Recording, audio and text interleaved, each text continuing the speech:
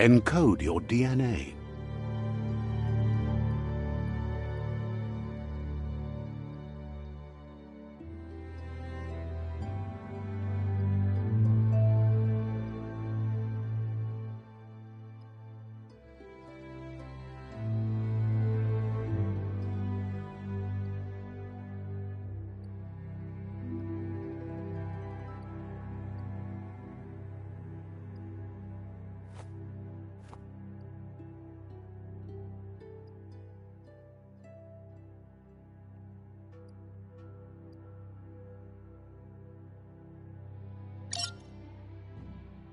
Define your genetic structure.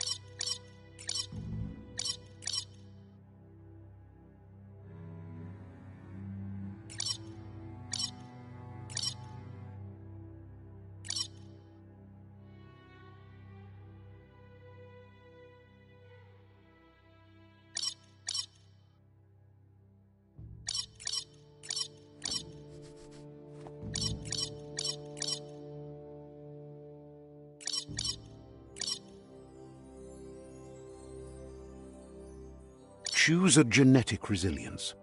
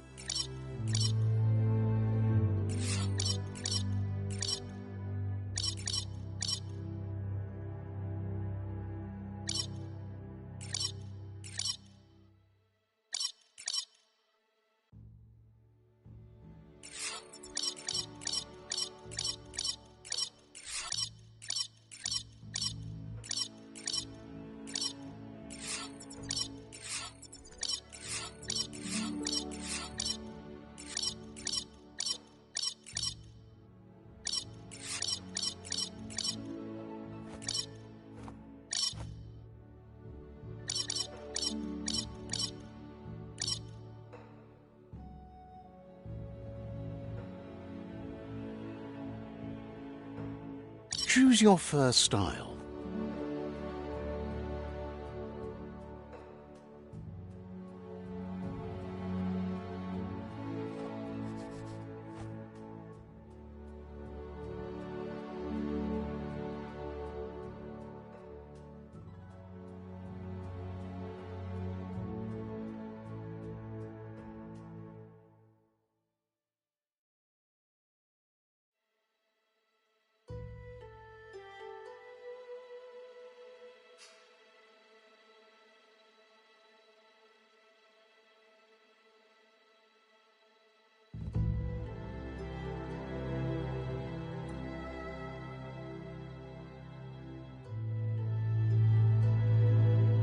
Pick your main color.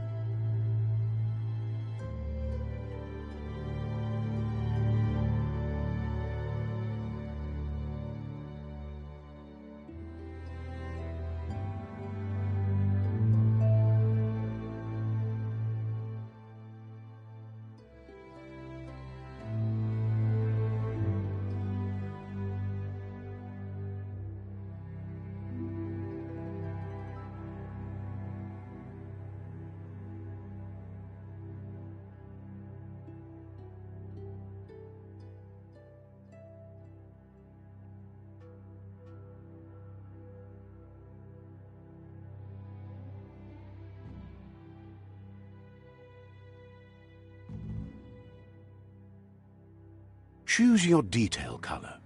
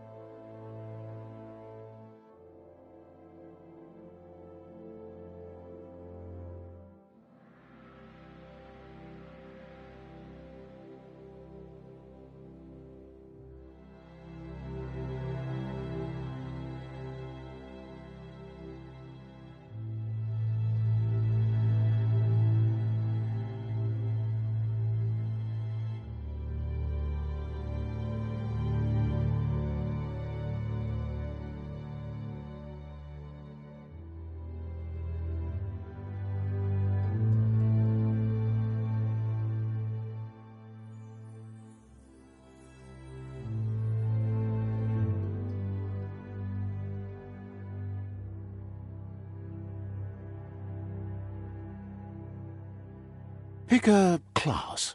Commando. Deadeye. Commando. Psy-Freak. Saboteur. Sentinel. Saboteur. Psy-Freak.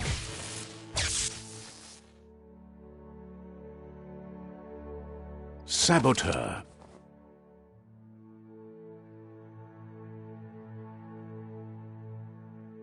Psy-Freak. Commando. Deadeye. Commando. Psy-Freak. Saboteur. Saboteur chosen.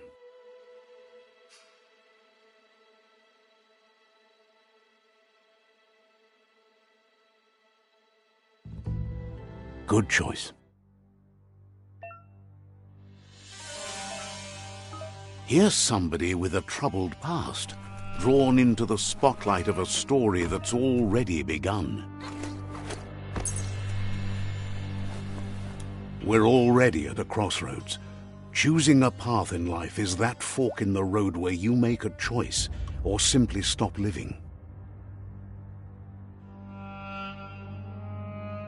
But for you, it's not only a crossroad, but a choice, a reflection of your key, the primal energy that flows through everything.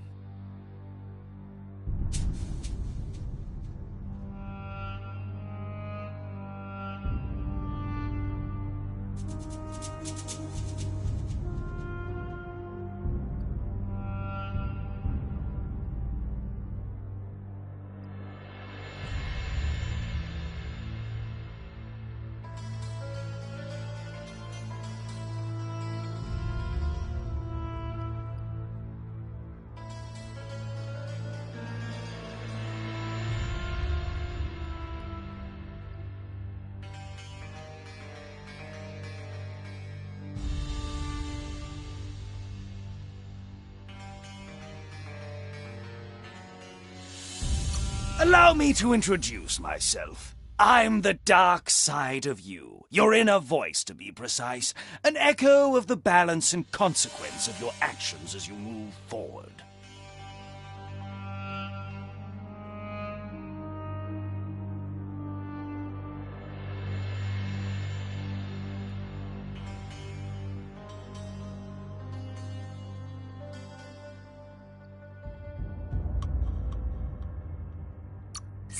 Glad you realize who you really are. Let's keep to the bright and better path moving on.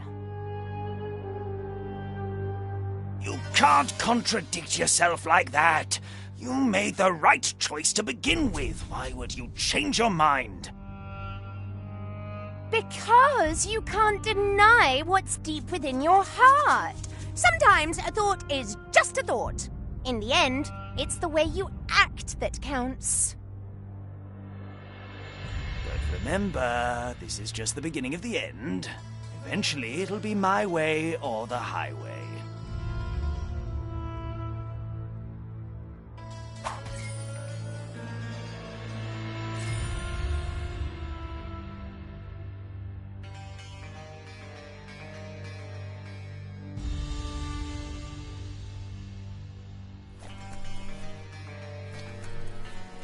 Right is always right.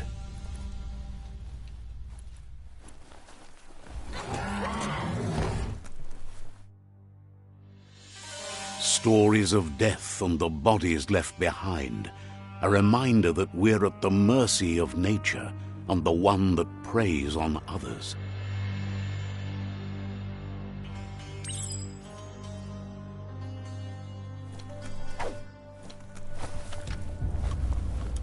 Do you remember the beast that shattered your family, or did you choose to forget? You turned your back on our world and got lost in your own. Meanwhile, the predator only grew stronger.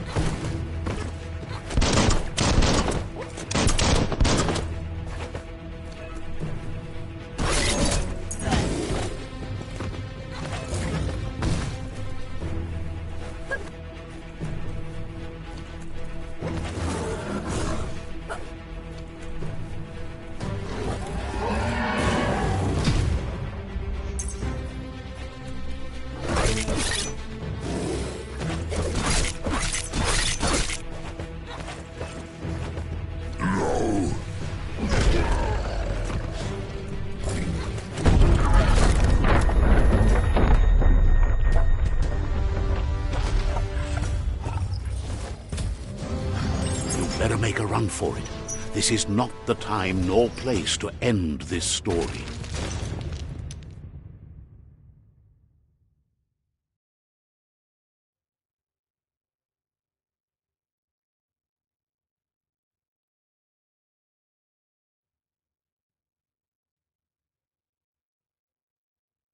This time, it was best to run and live to fight another day. Let us hope you're ready for it when it comes.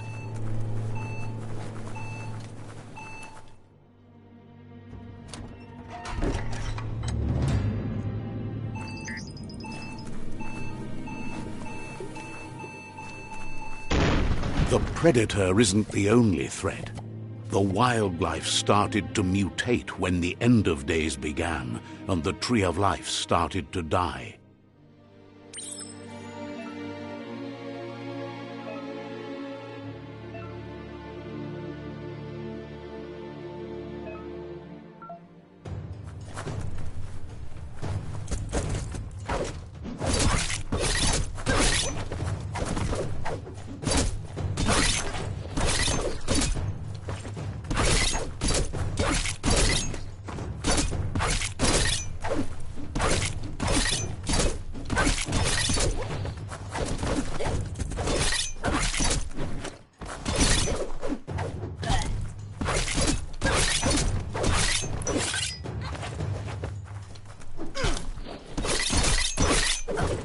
Slice and dice.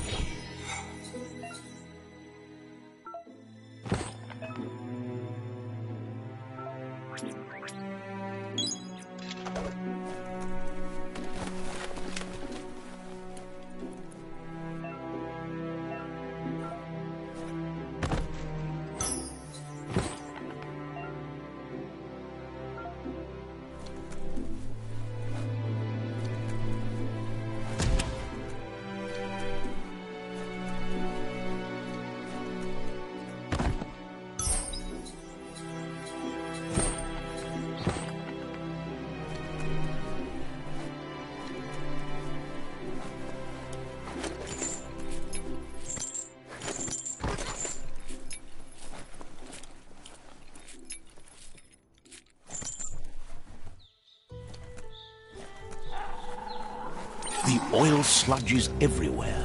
To most, it only means death. But some have adapted to the new environment and changed with it. Evolution has its ways.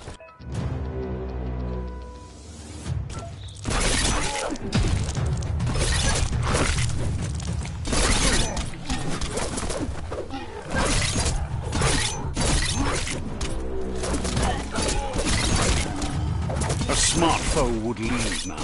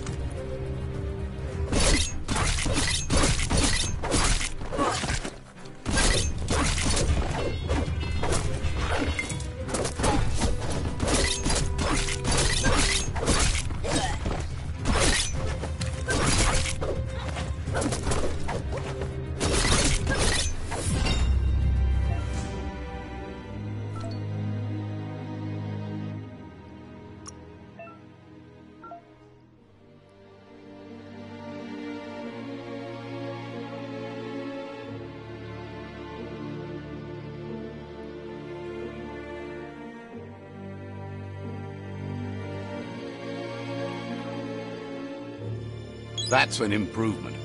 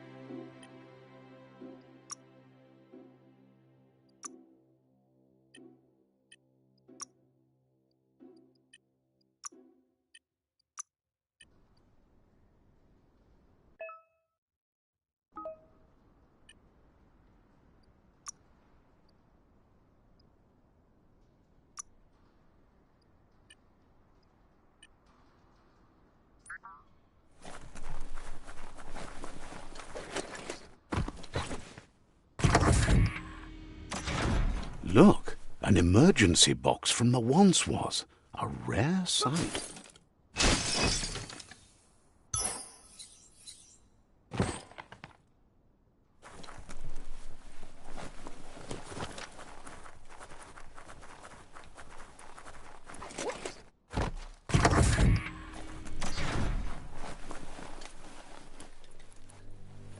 That pipe looks weak.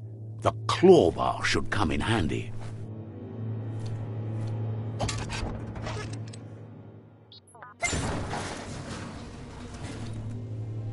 Whoa! It's time to find a way out of this place. No, really, I mean it.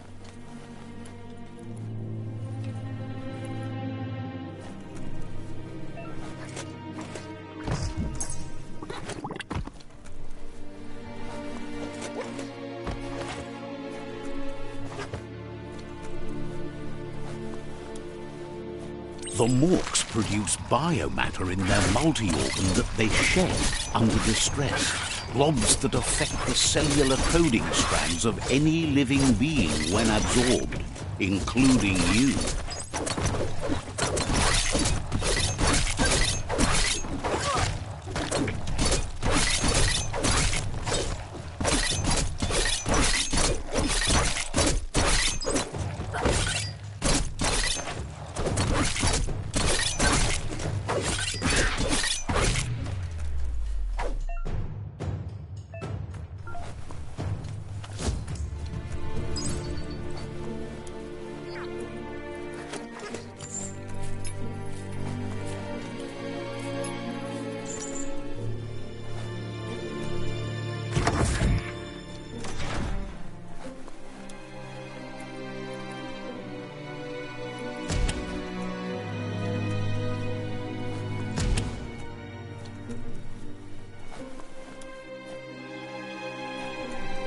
Toxanol built vessels called arks to save themselves from the impending doom.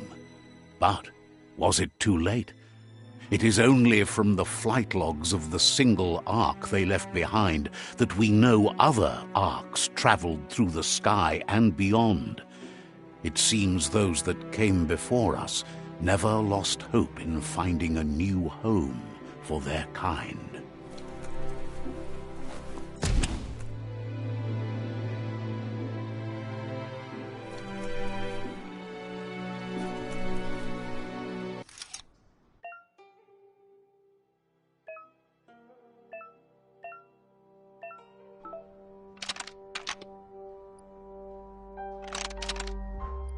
Just a few moves left. Make them count.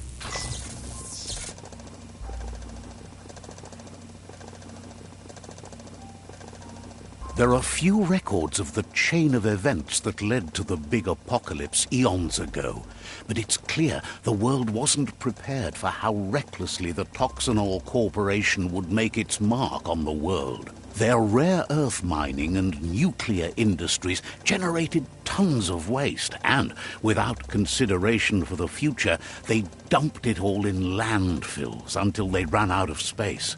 That's when they made the big mistake. They began dumping the toxic waste in the surf just off the coast instead, assuming that it would sink and decay with time. And they were right. But no one was prepared for what was about to unfold. Once in the surf, the radiation interfered with the genetics of the wildlife and created bizarre mutations in their offspring. It had an inconceivable impact on biodiversity and the entire ecosystem. The world as they knew it crumbled as nature retaliated. It would never be the same again, and what remained of it became ours.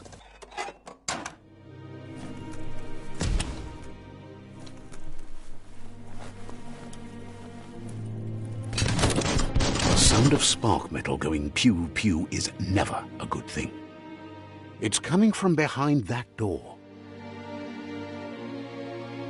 A warning label. The box looks like a potential brain melt. It's going to take a bit of puzzling to short-circuit the door.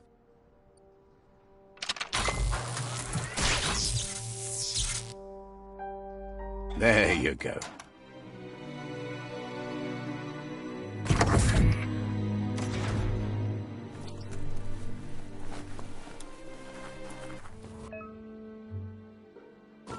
The wheeled one is outnumbered. You'd better help him out.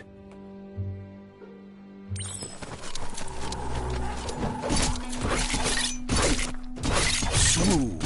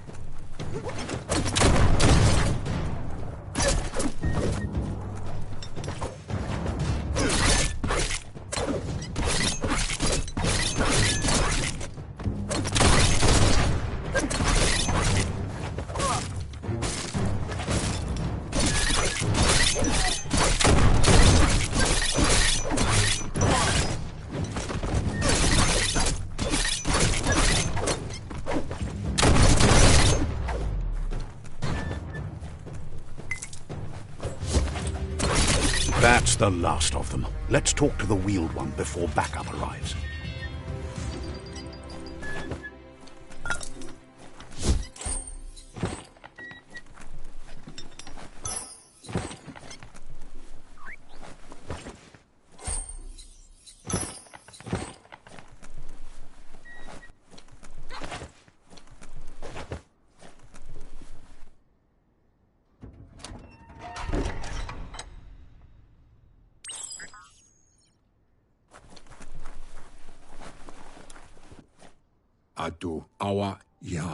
He wants to thank you for taking his side against the scavengers. He sounds familiar. You just can't figure out why. He presents himself as out of date. He knows he's way overdue, but he hasn't given up. He doesn't seem surprised that you don't recognize him. You were just a child back then, the night everything changed. There have been rumors of a one-eyed Ronin seen outside the Great Wall, and he's happy to see it's true. The legend of the one-eyed child that grew up as an outcast is old and sad. The child could have been anyone, but the evil it had fled had left a mark. a facial scar to remember the past. There's no doubt you're the child, and that what Lupa Lupin did to your village, your Muma and Popsy, was the beginning of the end. He says it has taken you a long time to bring the past back up to the present, to find your way back, but he's grateful you have. It was after the attack that the unity fell apart. Your Muma's disciples divided and formed tribes as a reaction to the blight that had fallen upon the land. Had it not been for the Tree of Life, no one would have survived. He hopes you at least remember the tree.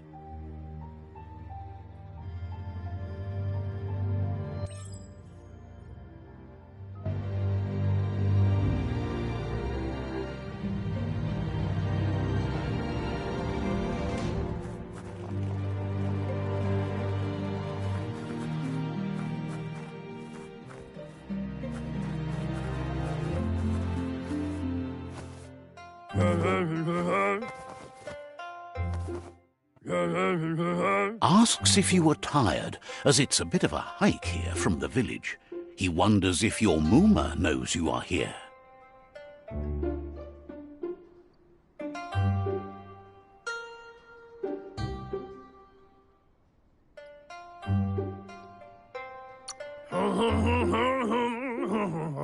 Sounds like he thinks she does, despite your heart growing dark. There's nothing as powerful as a Muma's love. He understands why you came all the way out here, to see them, the potato people. The potato people, or Nono, are a wonder, somehow interlinked with this little tree here fueling its source of life.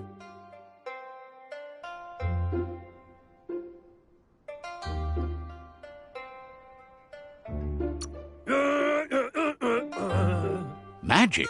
He claims it's just the force of life, the existence of energy, powering and connecting all things living, like the Nono.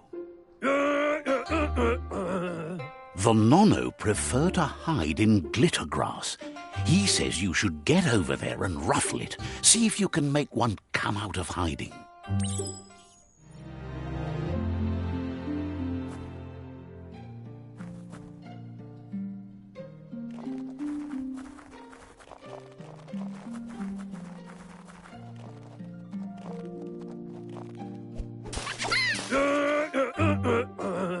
You've found one. You should be proud. They don't come out for everyone. The Nono's key energy is just what the Pensai needs to complete its cycle and grow into a tree of life.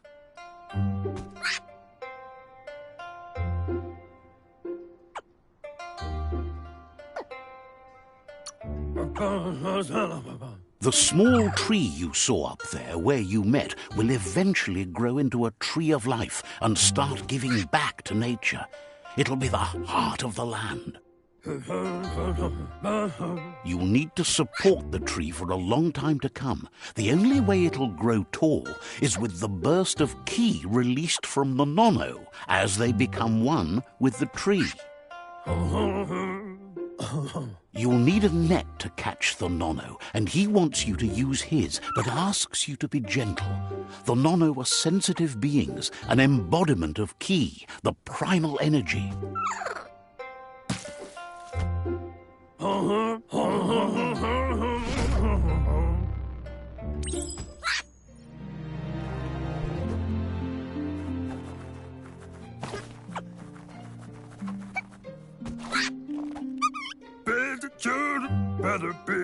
You handle that net like you've never done anything else. He's impressed.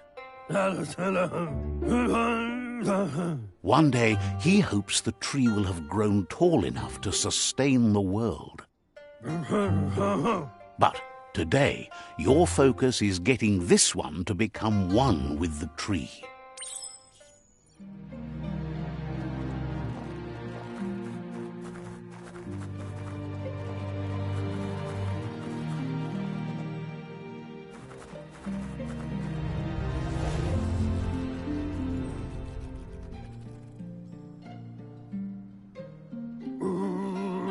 Now that you've seen the Nonno's connection with the tree with your own eyes, you have no reason to doubt.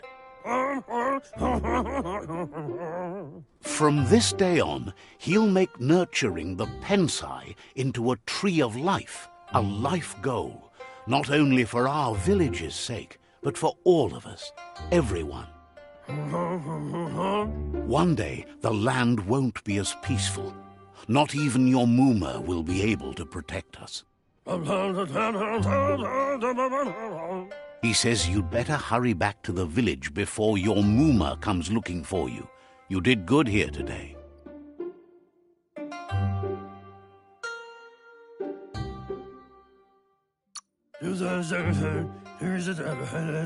That's not true. She's the reason there's still unity, and the only one strong enough to keep the 6 Wang Fu disciples disciplined. He lost you there for a while, but no memory is alone. It's part of a trail you can follow. He says he remembers every single day he devoted to growing the tree of life, but now he's afraid it might be in vain.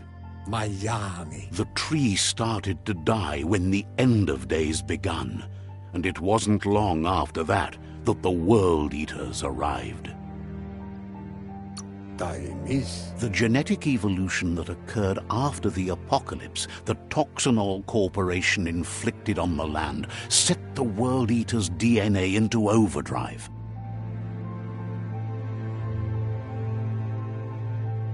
His friend Gizmo is working on a Mekton and needs help defeating the Jumbo Puff at the end of the West Route. Wiz is still repairing his octopod to confront the Merc Puff that dwells deep down under the surface at the end of the Northwest Route. Noko has tamed the Midget and is preparing to take on the Hoof Puff at the end of the East Route.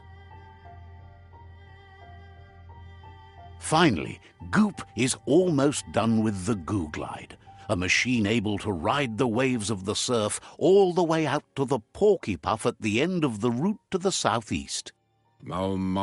Out of Date says his friends are gearing up to stop the World Eaters. There's one at the end of each route. The road ahead won't be easy, but he's counting on your support. His friends aren't strong enough to end this on their own. He wants you to understand that you'll all die if the tree isn't saved. Regardless, you'll meet again once you've played your part in the tribe war and the situation with the World Eaters.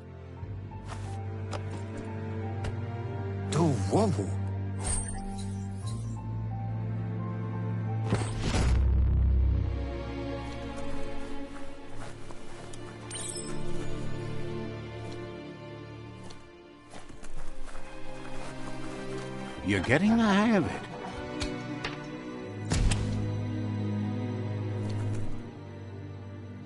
Quickest way out is through the roof where they came in, and the rope looks strong enough to climb.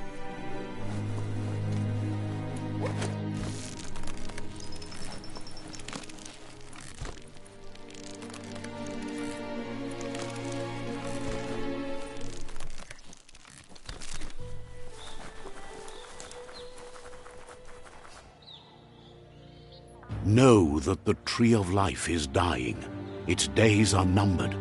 Without help, it can't endure the environmental change and assault from the World Eaters.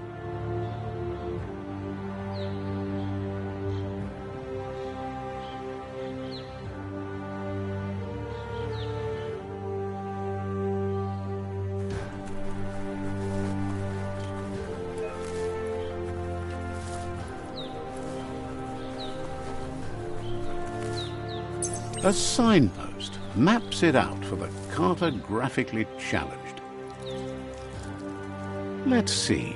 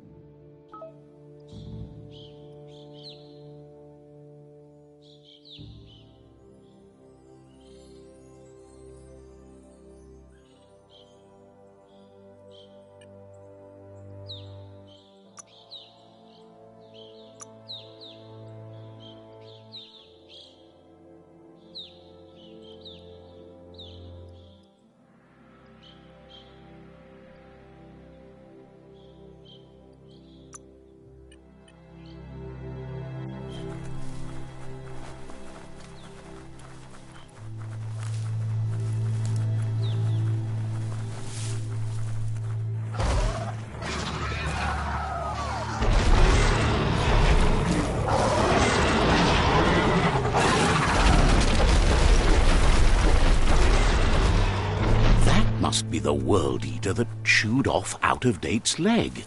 You'll need a hat trick to bring that down.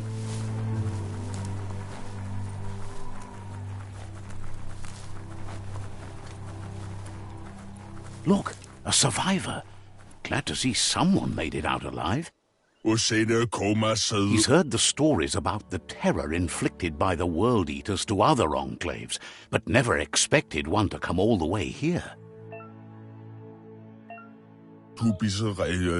He worries there won't be much left to save if this continues, even if the Tree of Life survives the attack. He doesn't know what your connection is to this place, but something tells him you've stayed true to your heart.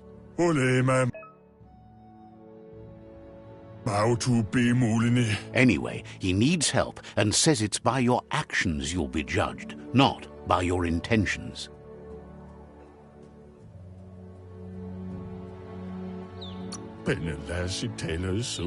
He can't understand why you'd do such a thing. He won't make it out of here on his own.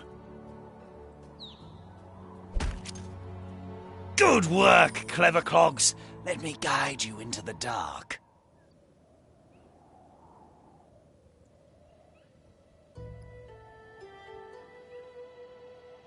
Seriously? I always thought better of you than that. And you were wrong. There's always more dark than light. There's still time to turn back. They're already heading down my road.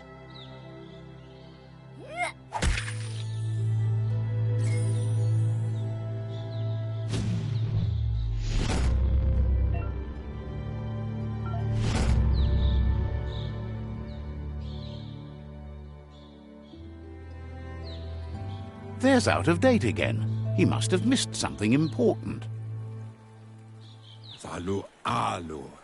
Out-of-Date knows you'll make a better stand against the World Eaters with the support of a tribe, and there's two nearby. The Jagni tribe is likely to be your primary choice as they seek to become omnipresent and, most importantly, feared. Regardless of who you choose, it won't be easy, as the conflict between the tribes is worse than ever, teetering on the brink of war.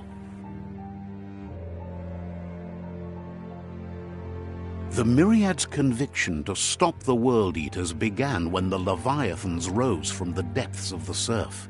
Siding with the Myriad's movement for wholeness in a fragmented world might seem like the logical thing to do, but is it the right thing? One thing's certain, though. Destiny arrives all the same.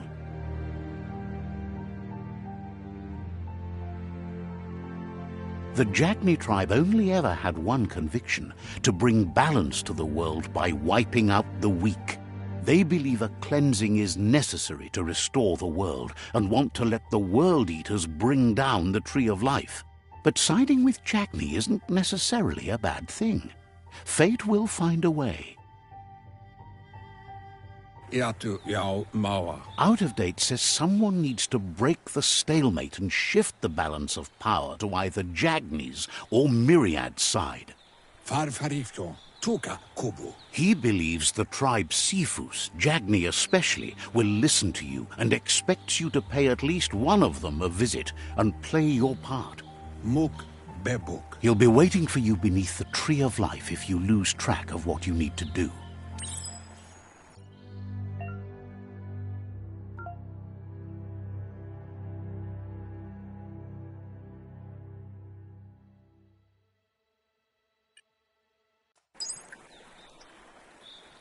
Another fork in the road. It's either the tunnel or the motor bridge. What'll it be?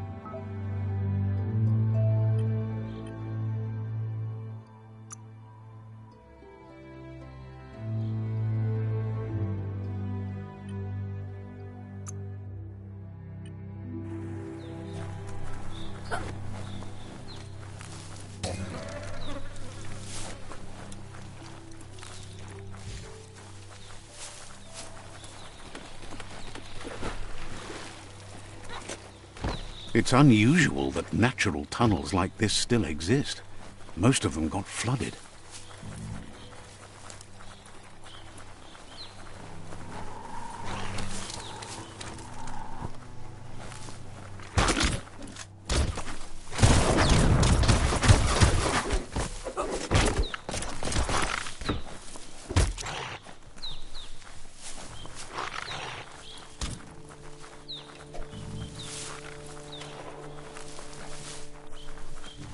This area was beautiful before the tribe war began. Look at it now. It's a war zone.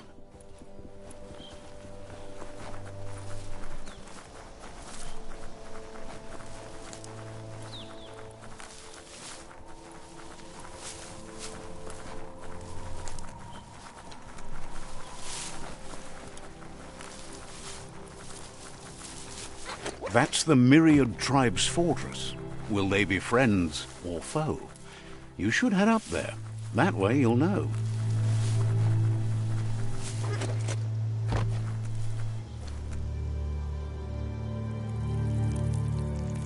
Let's see.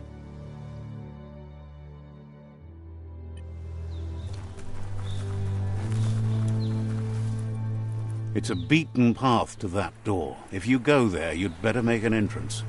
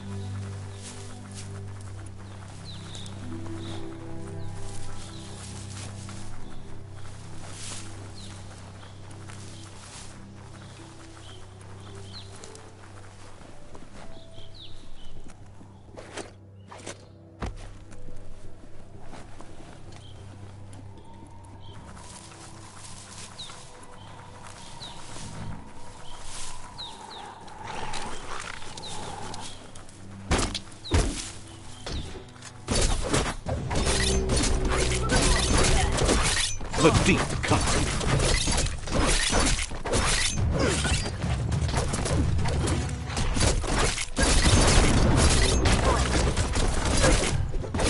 Cutting edge.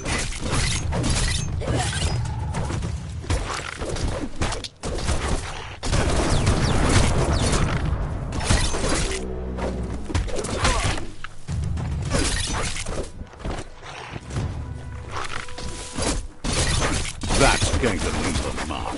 Dead already.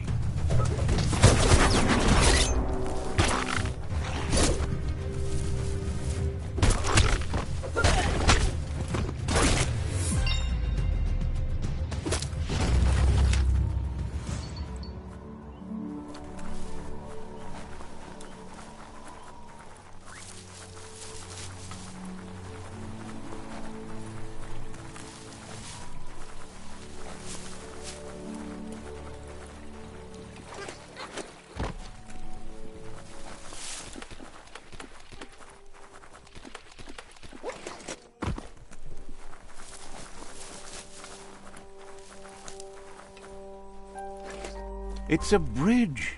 Just get over it.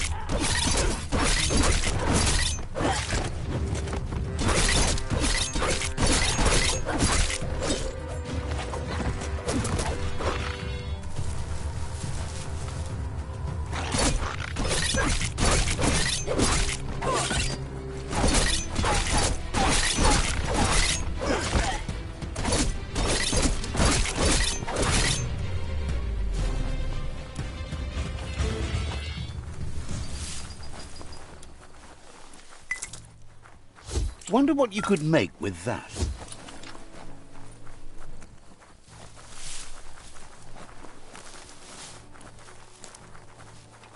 They've restroyed this area, muddied up what used to be muck, as if it wasn't bad enough before the tribe war began.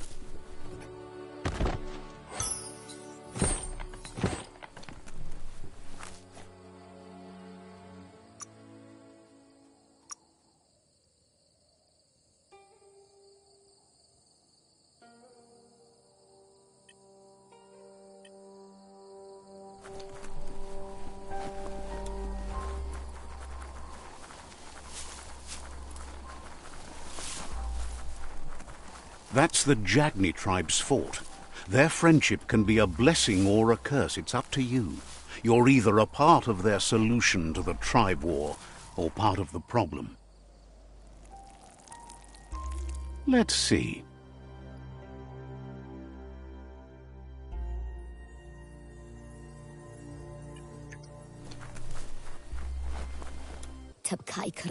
Says they're wary of strangers.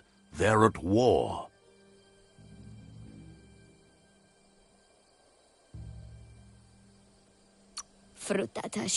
He can see you're a free spirit, so he'll let you in. The Sifu is always interested in meeting someone open to joining their cause.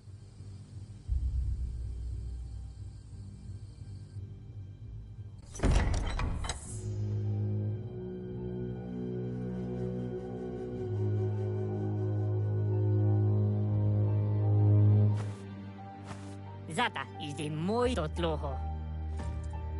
Kariesne statse.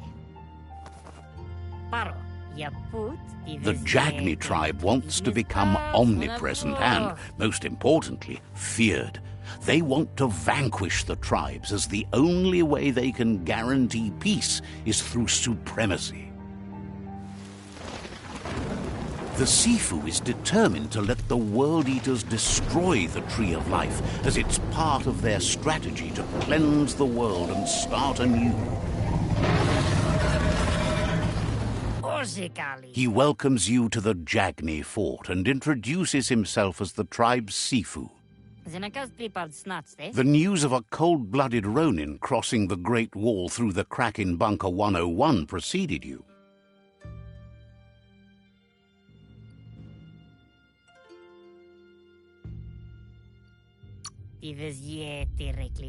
He's referring to your rampage through Bunker 101.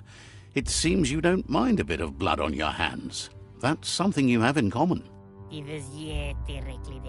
There's something about your spirit that sparks memories of you as a kidling. He can still sense you're kind-hearted. Sometimes one memory can make another come to life. He hasn't thought about your Muma for ages, even though she taught him a lot. He was one of the original Wang Fu disciples.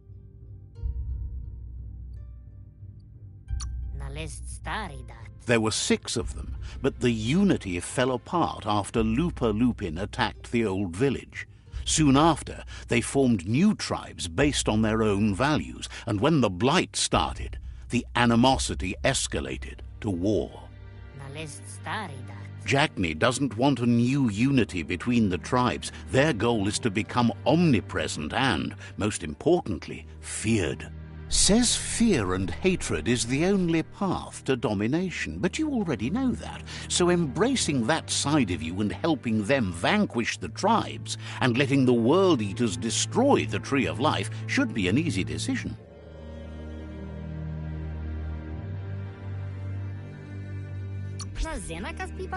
He expected you'd join them. You understand that the universe runs on the principle that the one who dominates others runs the show.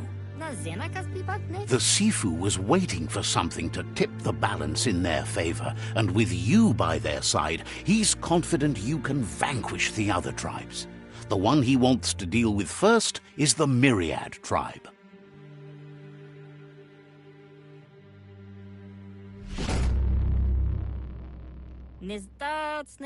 Their kin must put an end to the war before war puts an end to them. It'll cost bruises and broken bone, but they refuse to be the victim here.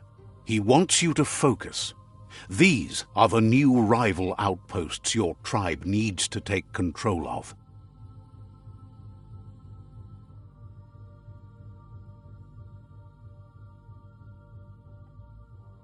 He says you'll regret not being on their side.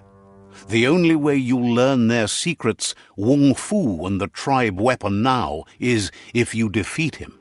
And that will never happen. You both share dark thoughts, so they want to wage a war. A war where all that's left behind is casualties. Tells you not to be afraid. Your fate cannot be taken from you. Claim the rival outposts and earn the right to wield the tribe weapon. Once you've conquered the rivals' outposts, you'll challenge their Sifu for control of their territory, tribe weapon, and kin. Seeing you brings back his memories of the old village. He remembers your kind and unselfish soul, and can sense you still have it in you, the will to do good. Anyway, you'll pass your old village on your way to the first rival outpost, but we've got no time to be sentimental. War doesn't wait.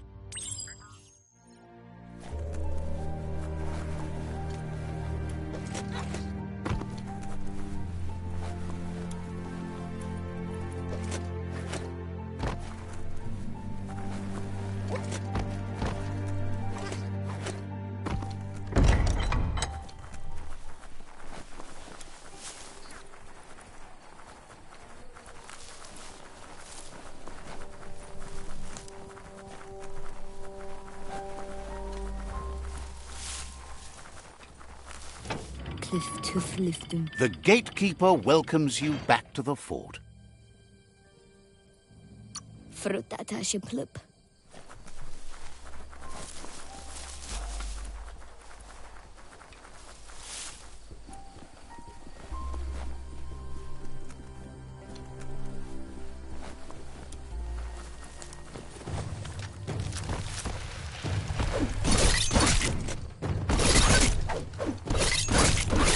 Flash the slash. You're feeling mighty low.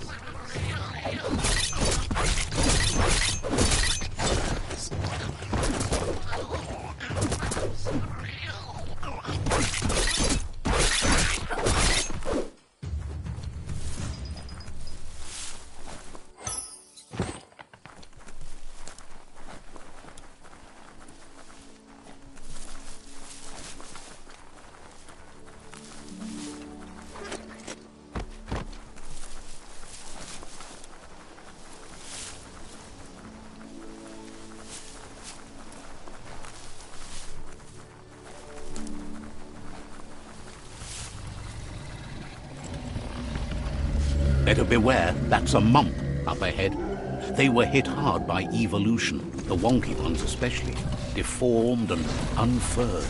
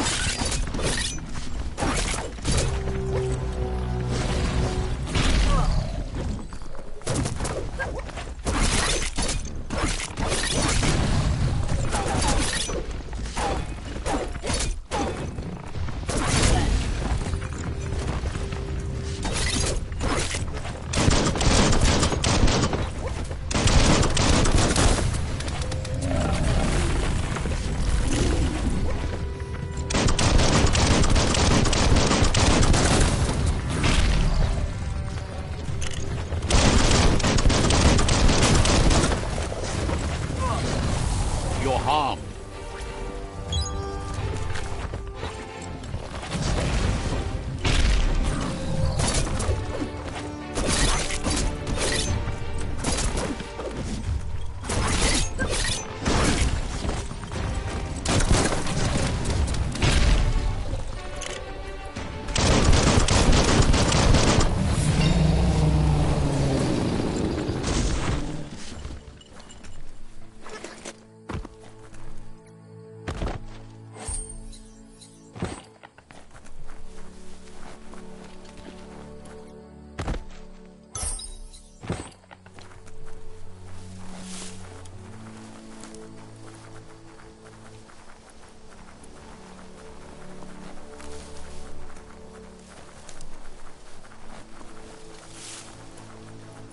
Time is lost on this place, but it evokes a tingling sensation. There's something special about it, drawing you closer.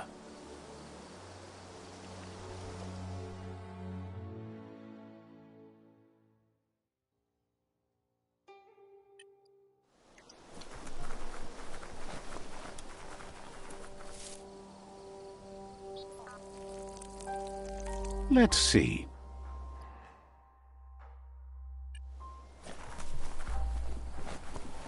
As time passes, memories fade, and sometimes feelings change. It's not about who you were, it's about who you'll become. This story is far from over. Echoes of a long-lost past, like whispers in the wind.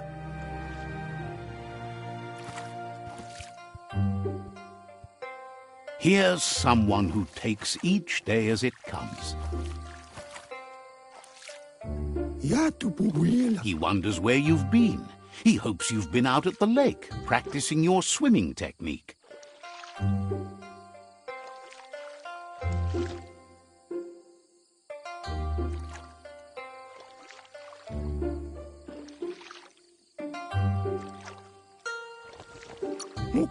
Goop says some choose to be lonely because no one understands what they're going through. If that's you, he'll try to help you if you let him. He thinks you should really know how to swim by now.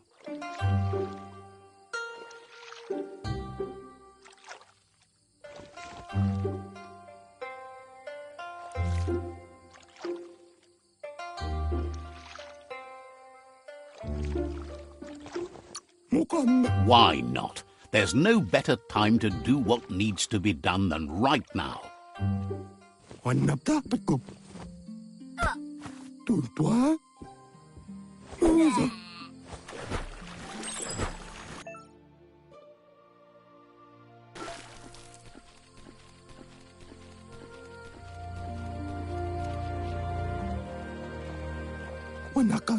He says that wasn't too bad, was it?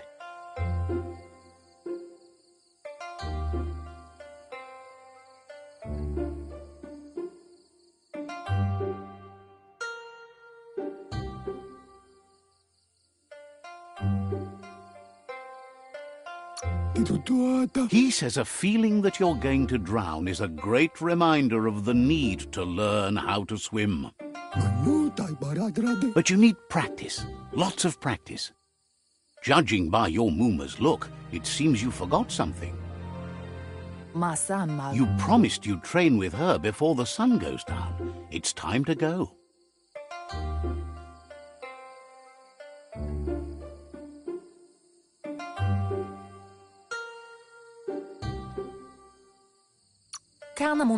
The dedication to training is important. You can't rely solely on the fact that Wang Fu is in your blood. You should know, practice makes perfect. She'll see you at the village square.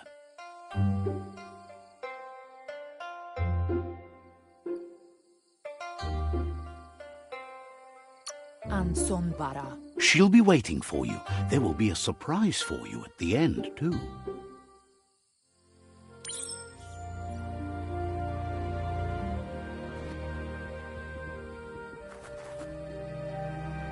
Here's another familiar face with lots on his mind. He was hoping you could help him pick up some scrap for a thingamajig he's working on.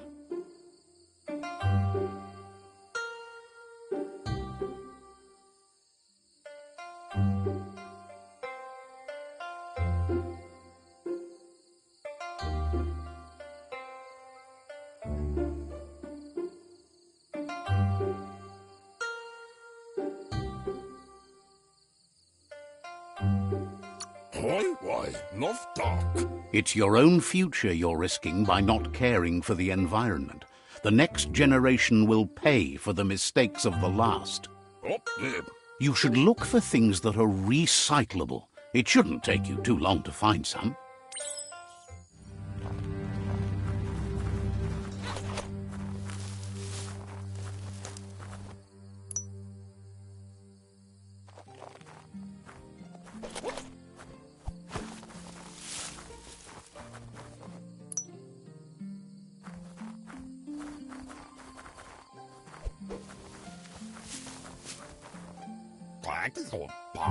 He wonders what usefulness you found.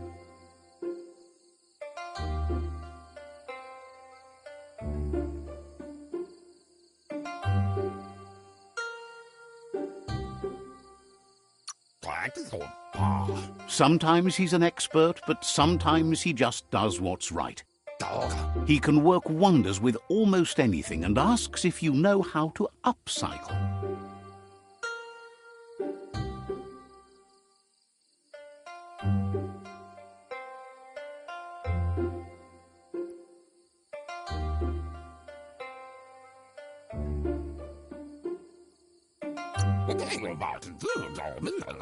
That's the spirit. You can't make a difference unless you get your hands dirty.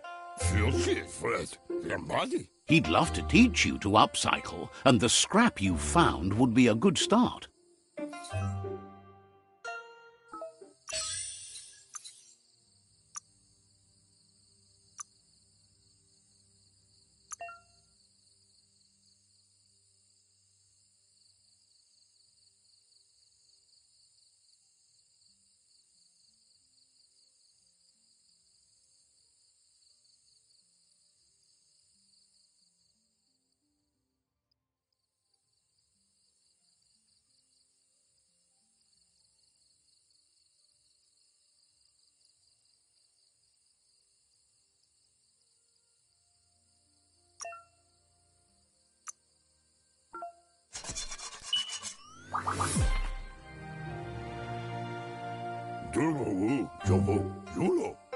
You did well, but he can't help but wonder why you decided to craft a weapon.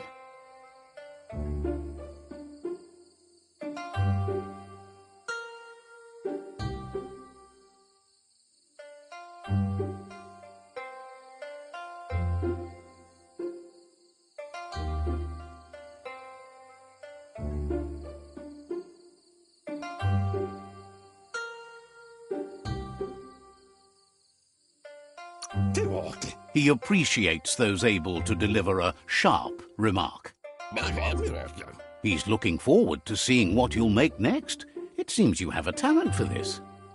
It looks like she's starting to lose her patience. You know she doesn't like waiting for you. She wants to see you on the village square right away.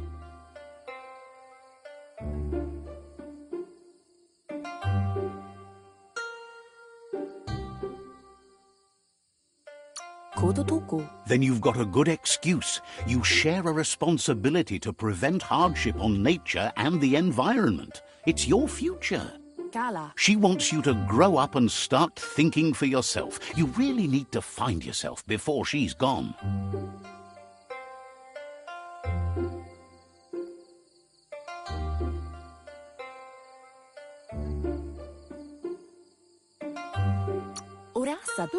She won't live forever, you know that. But she intends to make the most of every day she gets, especially the ones you share together. You've always followed your own path, but this time she needs you to follow her.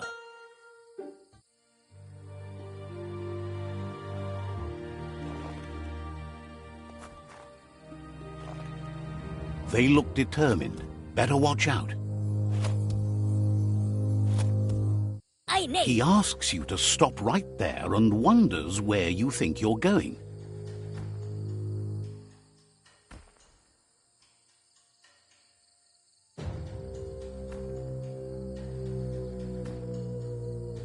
Talo sagatele. He's not scared of anything, least of all you. Kopi amasuti. There's no way they'll let you pass. A funky donkey Danny. He wants to know who you think you are.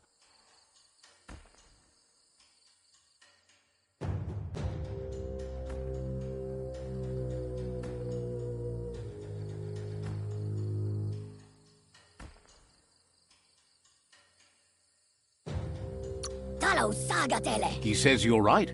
Nobody can tell him what he can and can't do, and that includes you.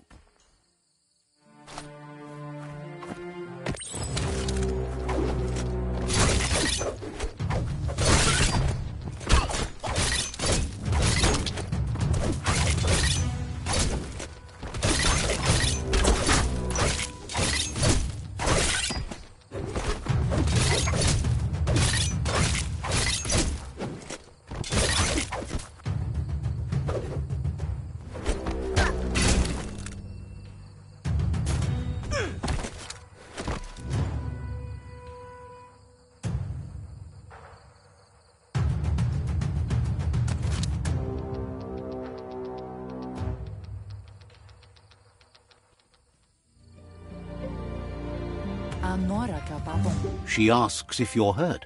What happened?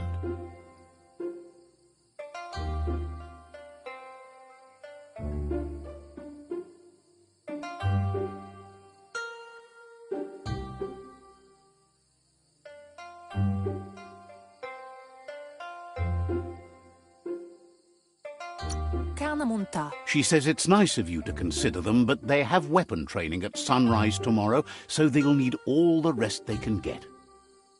The most important thing is that you're okay. It's time to focus on your training now.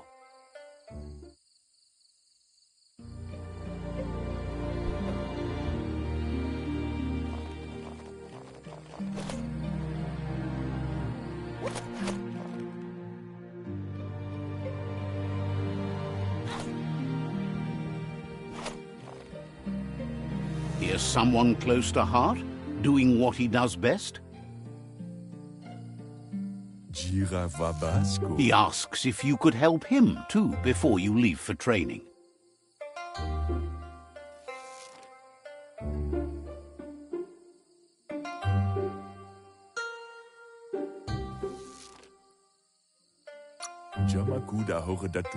He wishes that was true for your Mooma too, but guiding the village into the future and teaching Wang Fu to her disciples seems more important for every day. He suggests you get going and find him gadgets and ideas for how you can upcycle some old fabrics.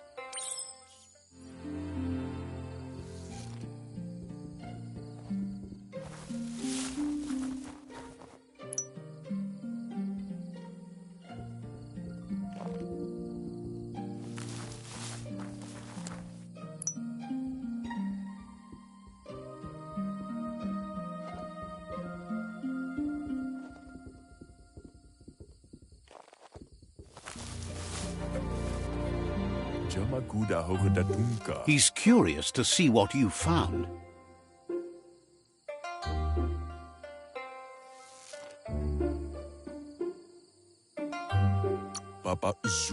He's gathered so much over the years, and it's hard to remember everything. Nothing's wrong with his memory. It's just short.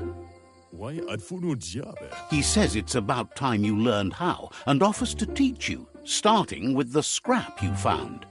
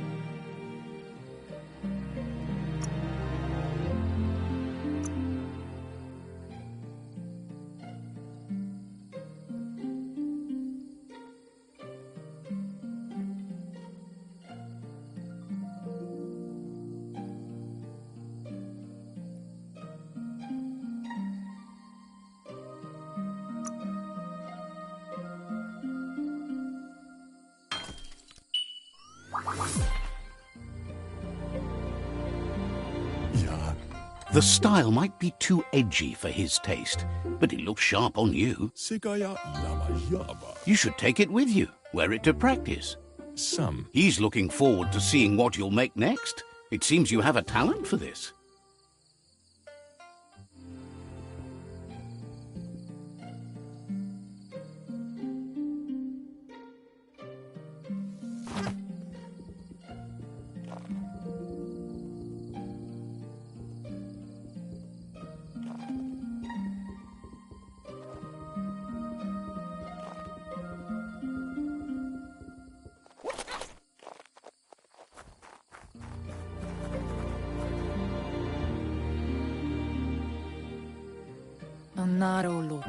Your Muma says it's about time you got here.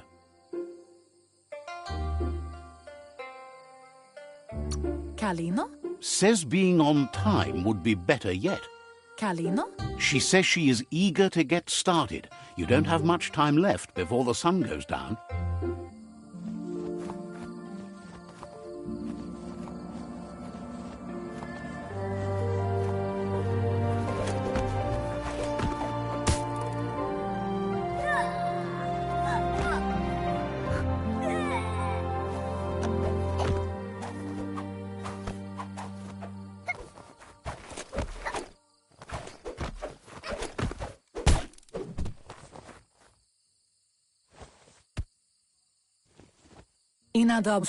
Your Muma says you did well today. She's so proud of you.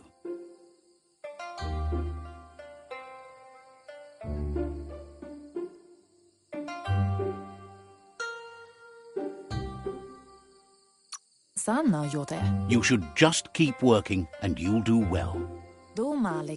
Been working on a present for you, with the help of Gizmo and Wiz. You should go see him and find out what it is. You've deserved it.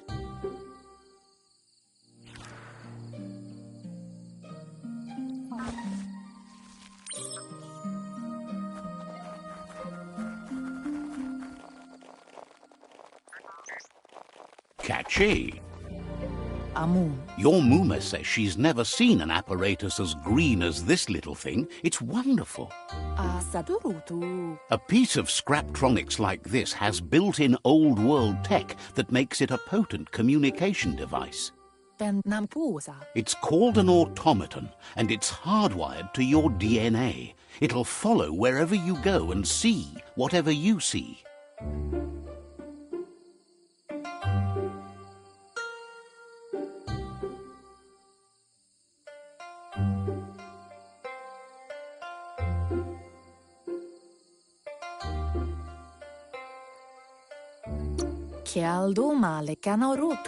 You should think of it as watching over you when she can't.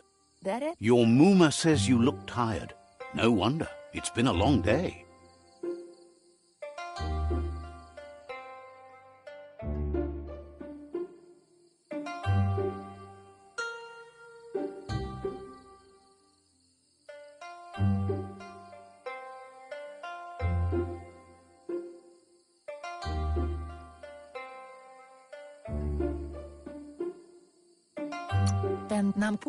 Says a good rest makes you ready for tomorrow. Rest and you'll find strength for tomorrow.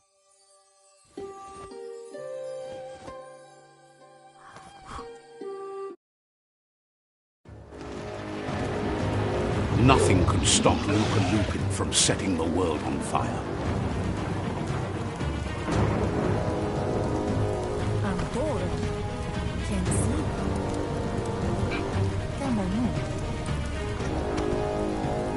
Your Muma urges you to blaze a trail. A burnt kidling will learn to dread fire.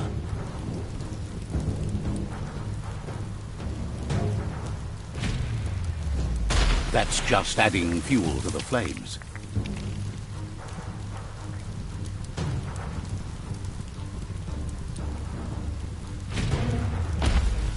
Give it a last burst and you'll make it.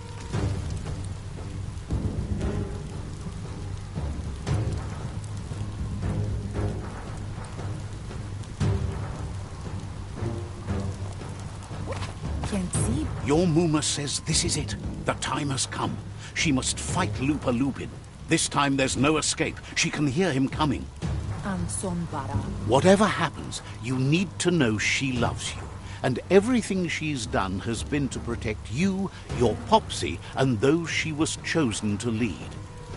Here it comes. The past coming to haunt the present.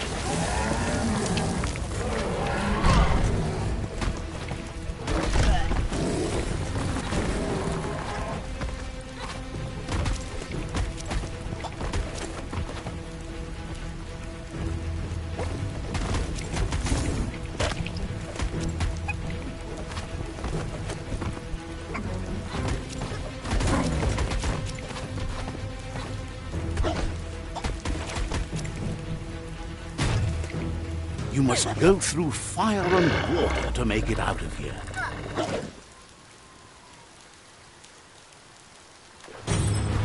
Your Muma says you can make it if you believe in it. Where she goes, you go. Blood is thicker than water.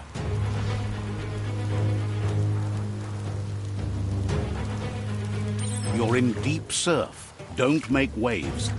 The surf goes where it wants to go. It'll take you to the shore as long as you go with the flow.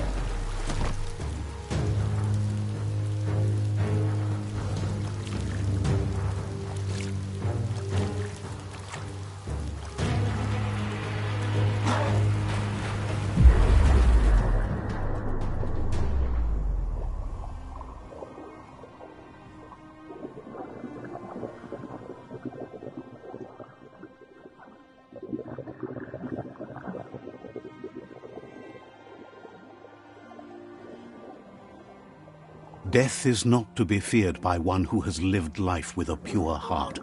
A part of her will live on in you. The creature is hungry for more. Nothing is going to stand in its way now.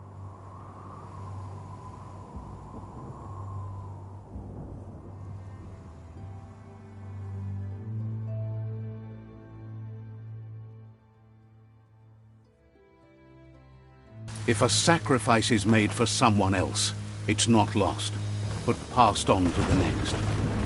Life must go on. Real sacrifice comes from love and necessity when all other options are exhausted. The ultimate test of conscience is the willingness to give up anything to save what you truly care about.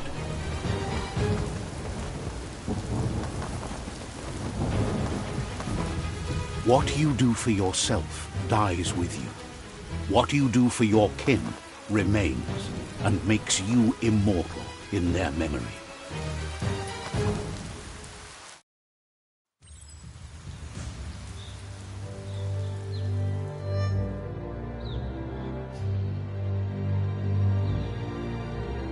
As the moment fades and is lost, the only thing that remains is loneliness. It doesn't mean you'll forget your past. It simply means you need to move on.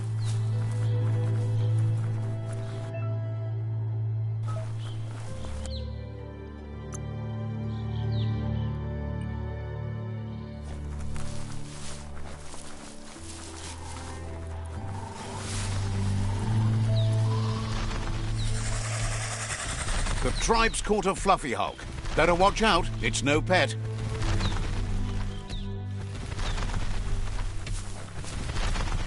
They couldn't keep it down. Fluff hulk's on the loose.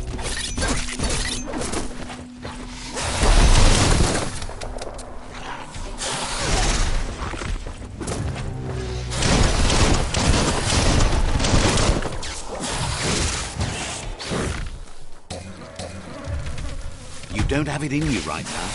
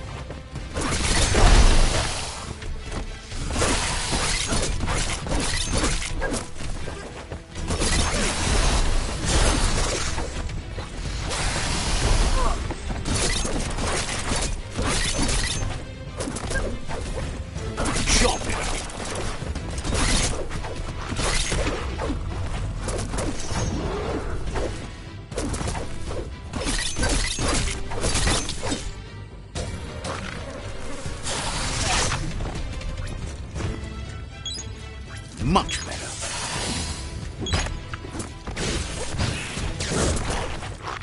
Close encounter.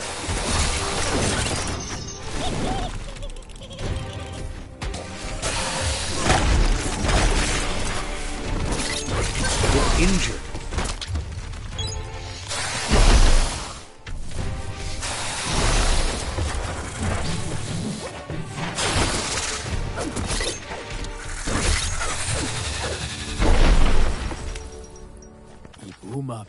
They've received news a Ronin joined the tribe's ranks and were looking forward to meeting you. A group of Jagni warriors are already waiting for you at Myriad's Vespidut outpost. You should hurry there and help them storm the outpost.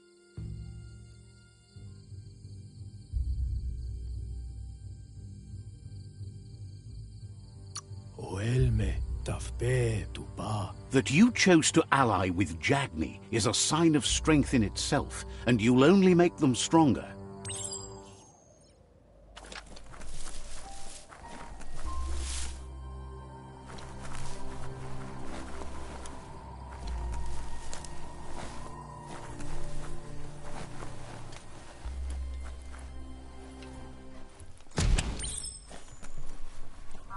Look.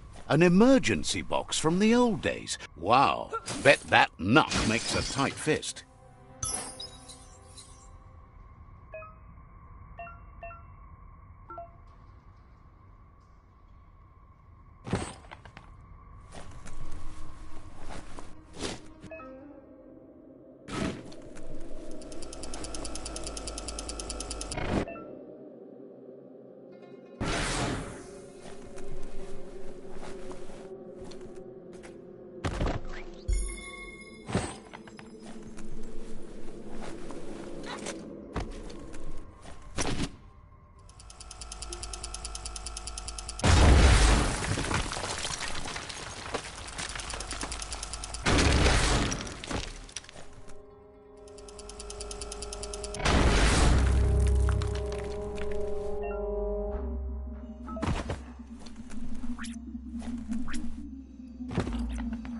Tunnels like this still carry echoes from the past.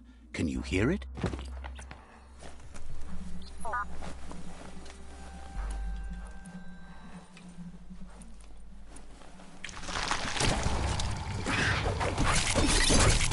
Hack and slash.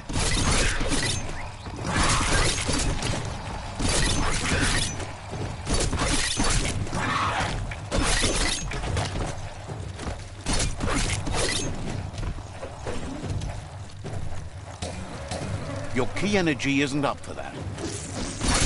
Bangarang.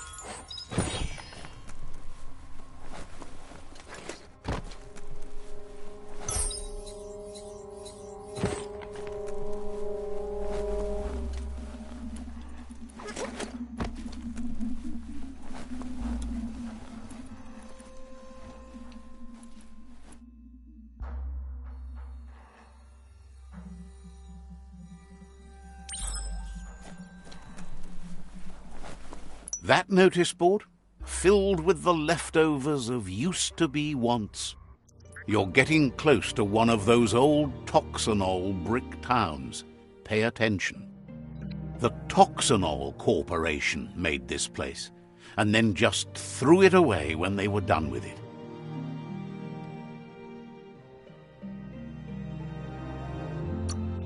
Toxanol never cared about the waste, as long as they didn't have to pay to clean it up. There must be a track somewhere in this brick town. Just hope it's not buried.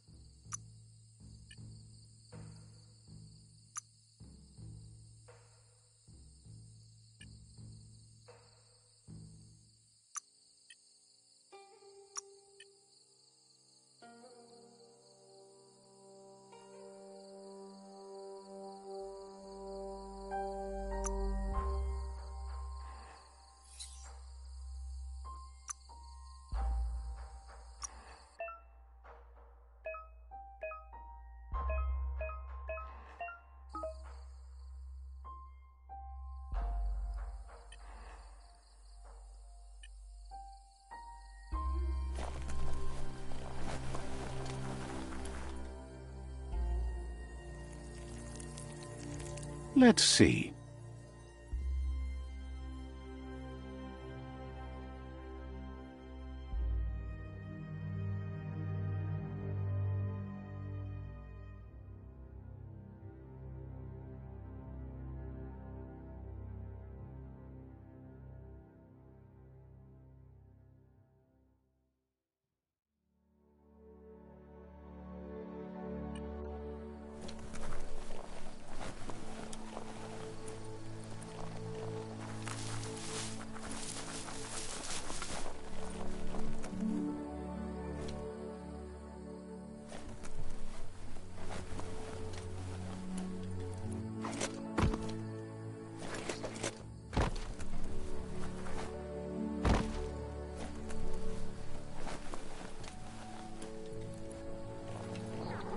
It's Peekaboo Park. Young ones love this sort of place.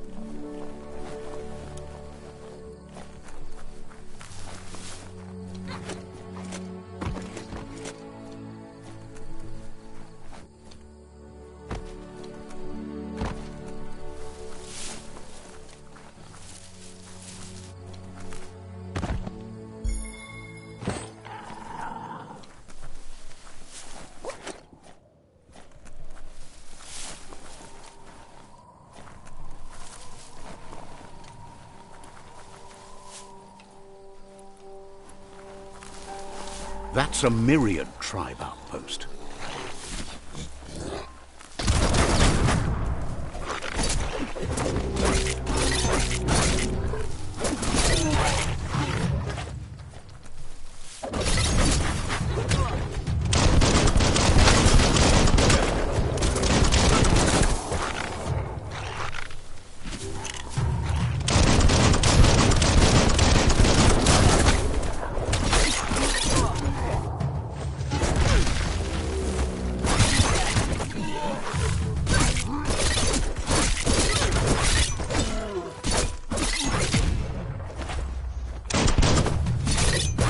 Right in the face.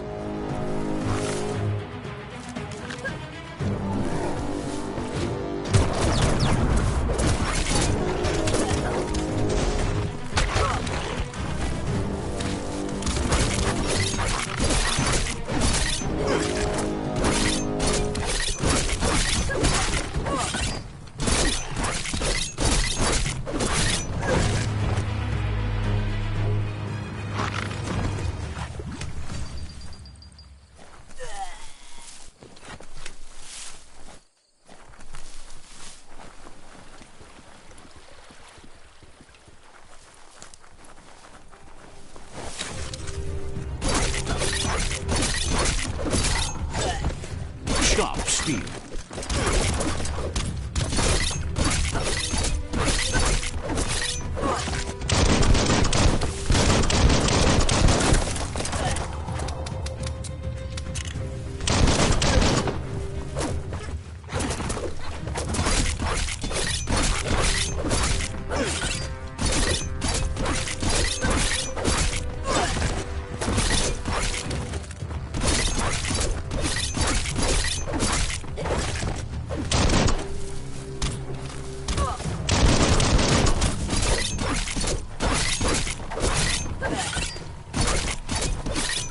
Person.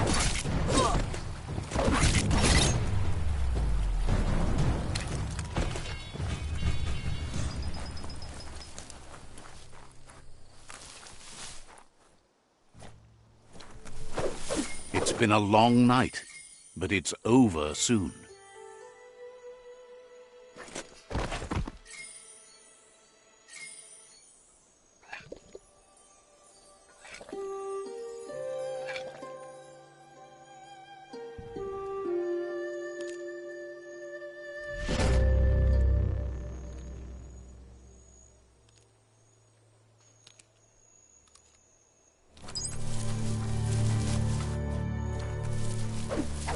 Fairy tale. Heard you were a shy kid and is sorry to see you so warped now. Fairy tale. Says talking to you was interesting.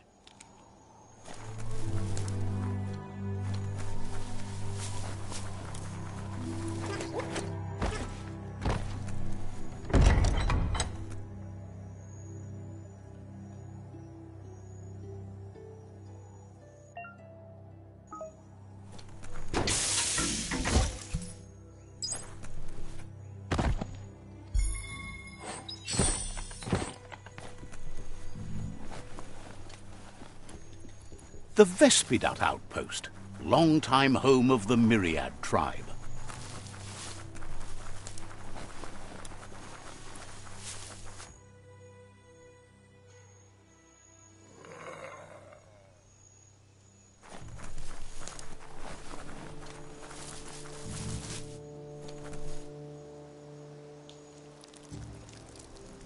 Let's see.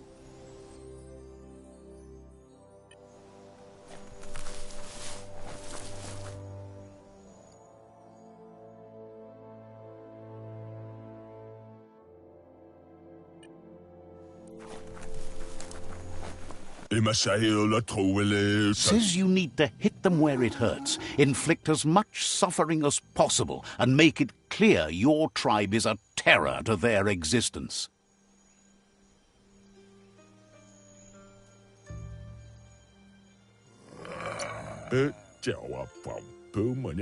Murder and mayhem and other terrible things happen. He's sure you've seen it before.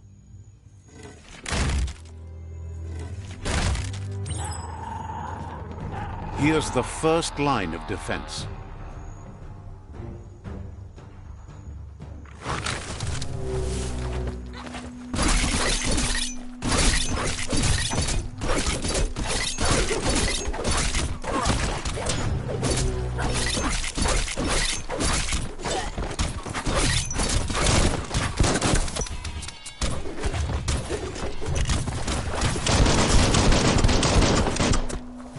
That's a bomb lobber.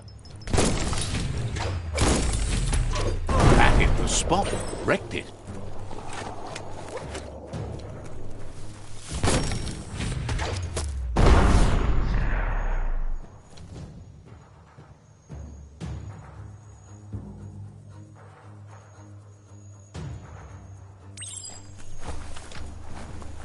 Give those twirly wheels a turn.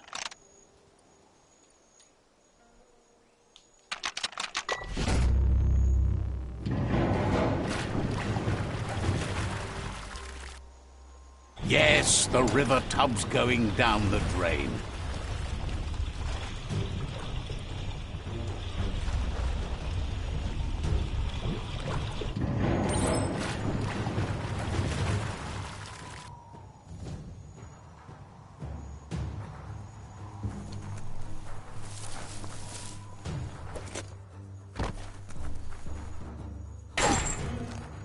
Keep going.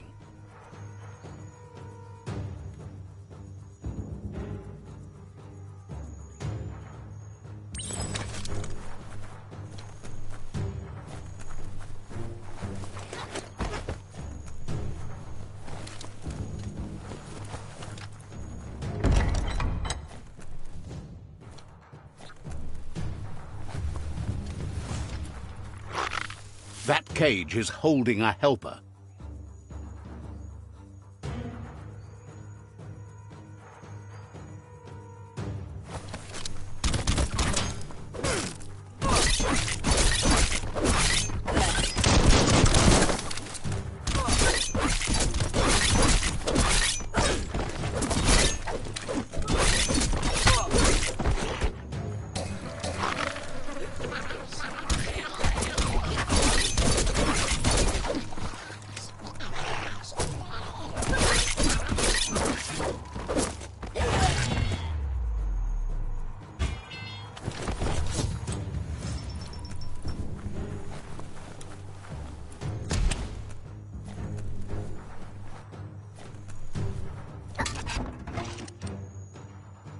Says they've been treated fair, but is glad to see you.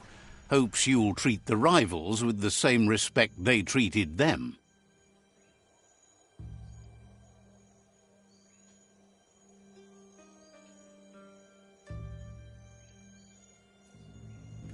Wishes there was another way, but they'll do their best.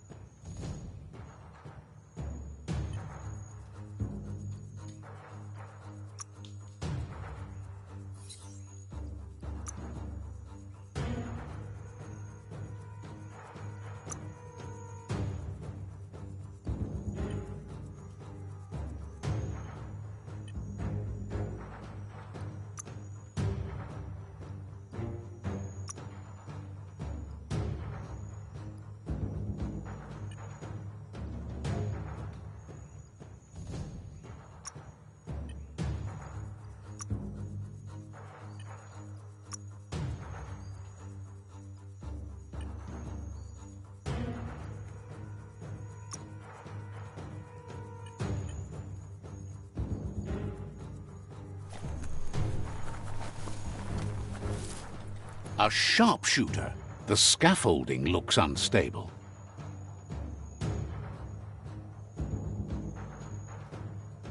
Better stay clear of the red ray. Here's the second line of defense.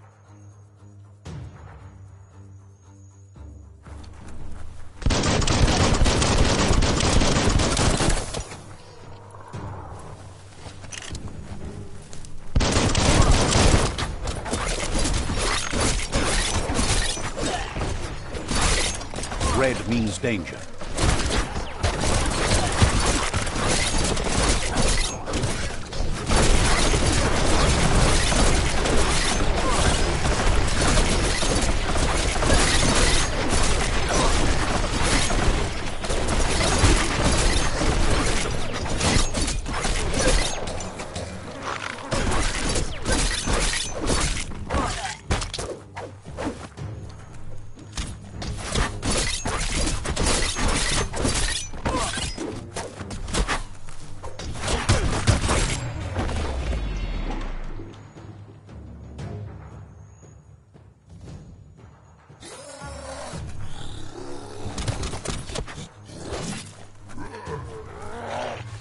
Timber! Bet a big bump will bring it down.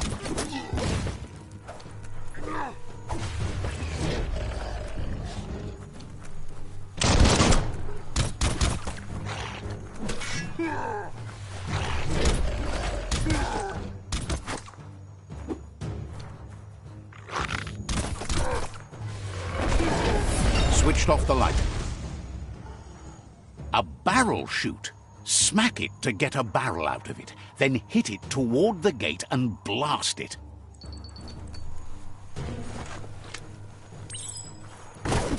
That looks splody. Shoot it and watch it blow. Not too close, though.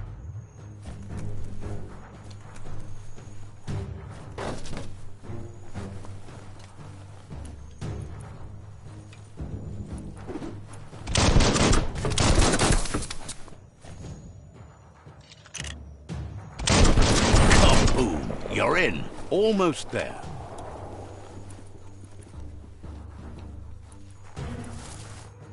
The outpost belongs to your tribe now.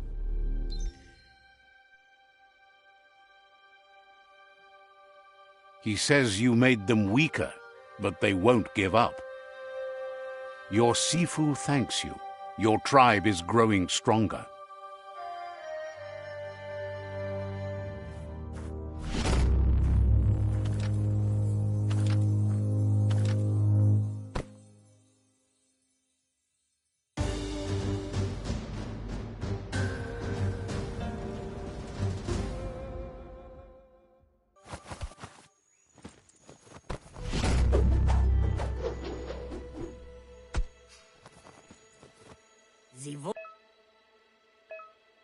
Says you did a great job capturing the outpost. You've earned the privilege of carrying the tribe's weapon.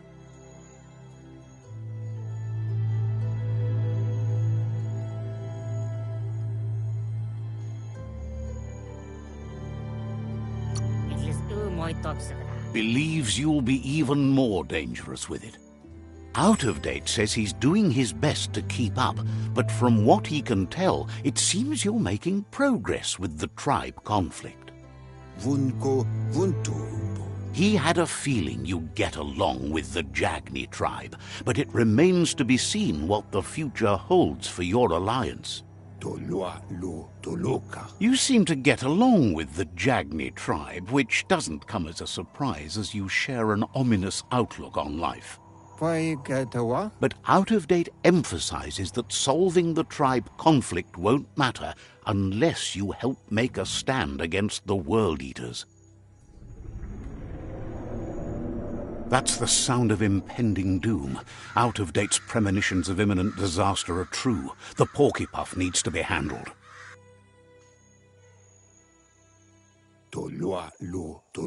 He says the time has come to confront the Porcupine at the end of the East Route. Goop is working on making his goo glide strong enough to break the waves out to the World Eater.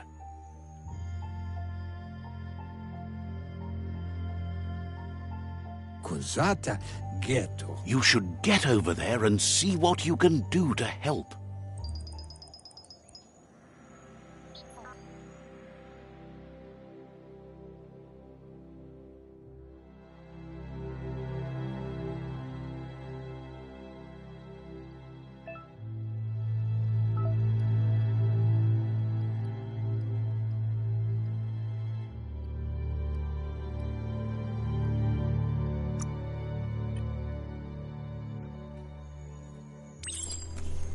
There are tough times ahead, no matter where you go.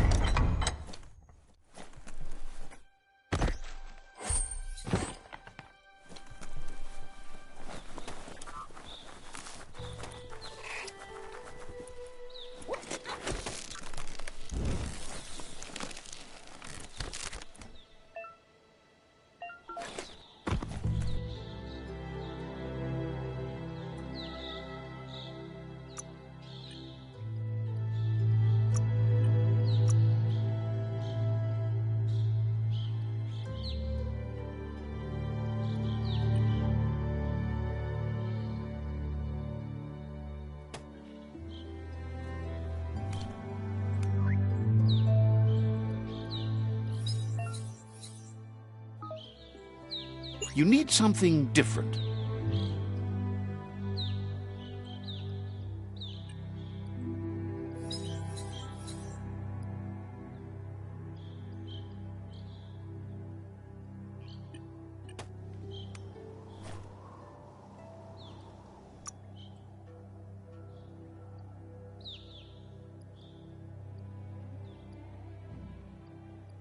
That ain't bad.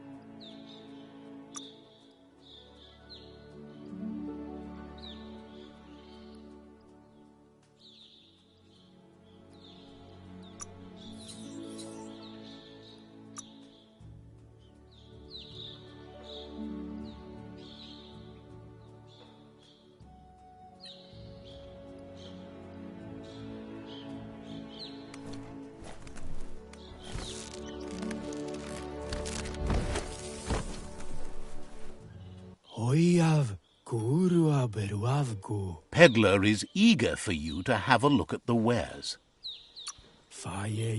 Says you're in good company.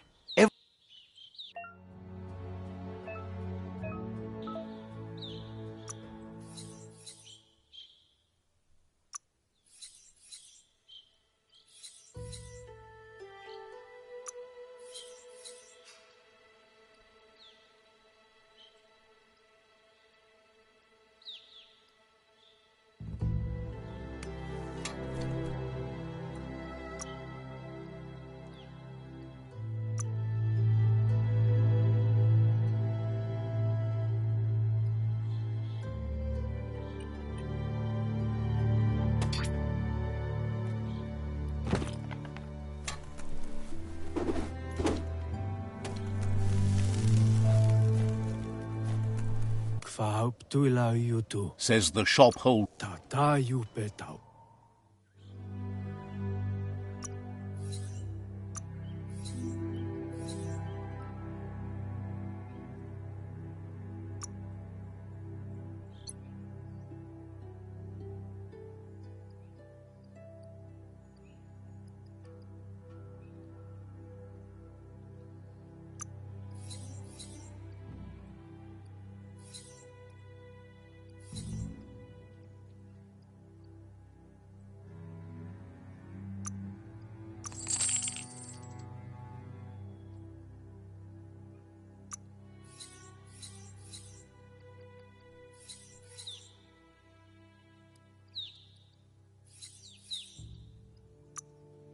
Glad you got rid of that.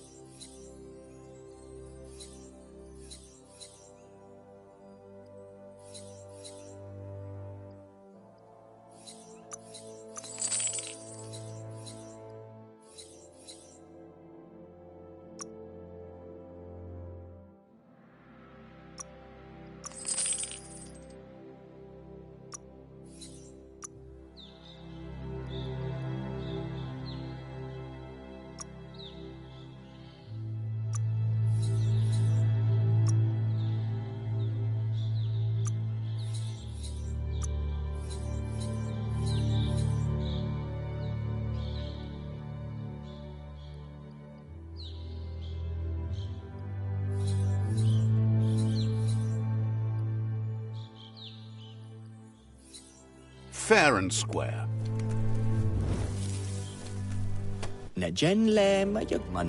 Claims to have strange things from the dead zone that are so rare they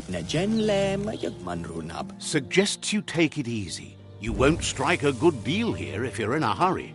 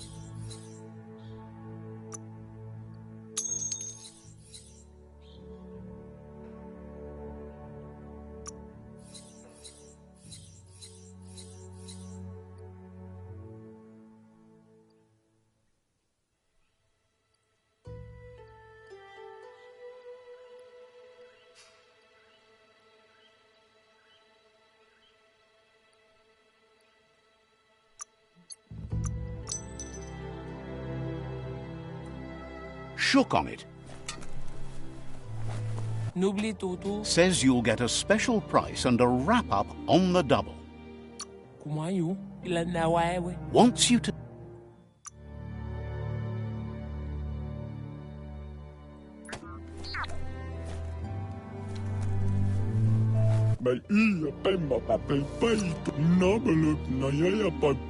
Point.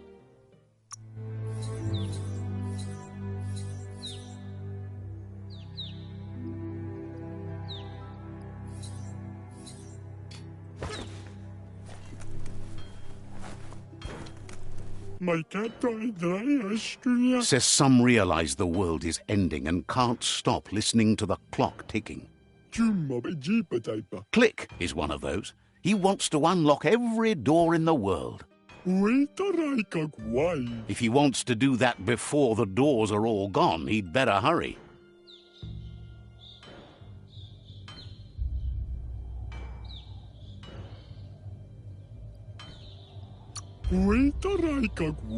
Figures if they knew that, they'd be opening all the doors too. Says if you want to find Click, you should look for him, well, anywhere. No, really, that's what it's called. The place he set up shop. Eventually, he'll show up to try to open them.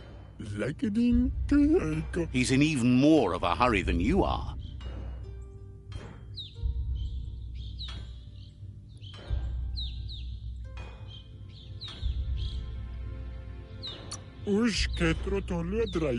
Thinks that's something he'd be best at helping with.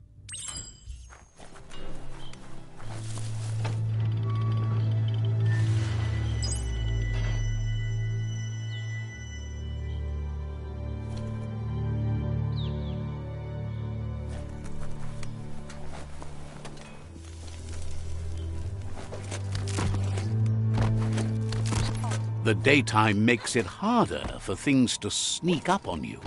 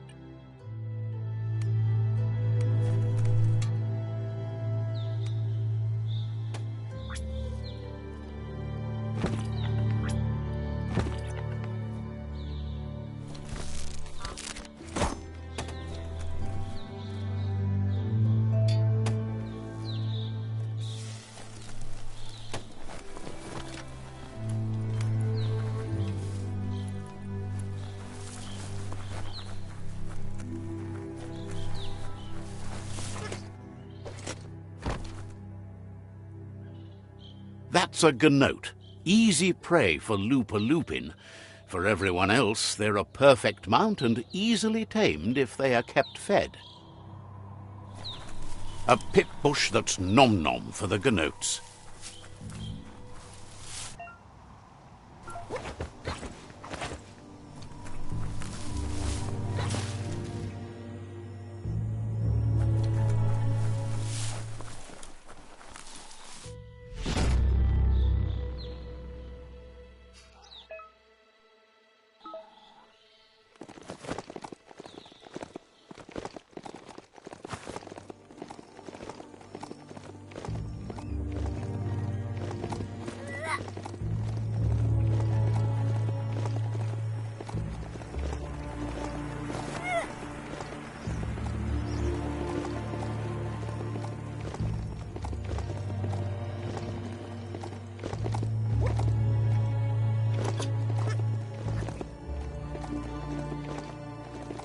That there's Subnautica Station.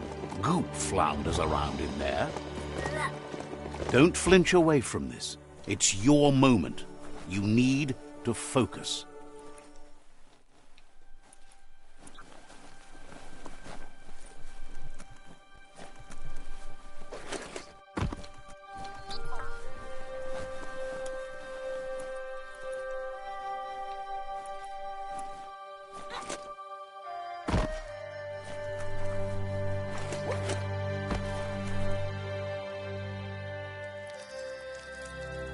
Let's see.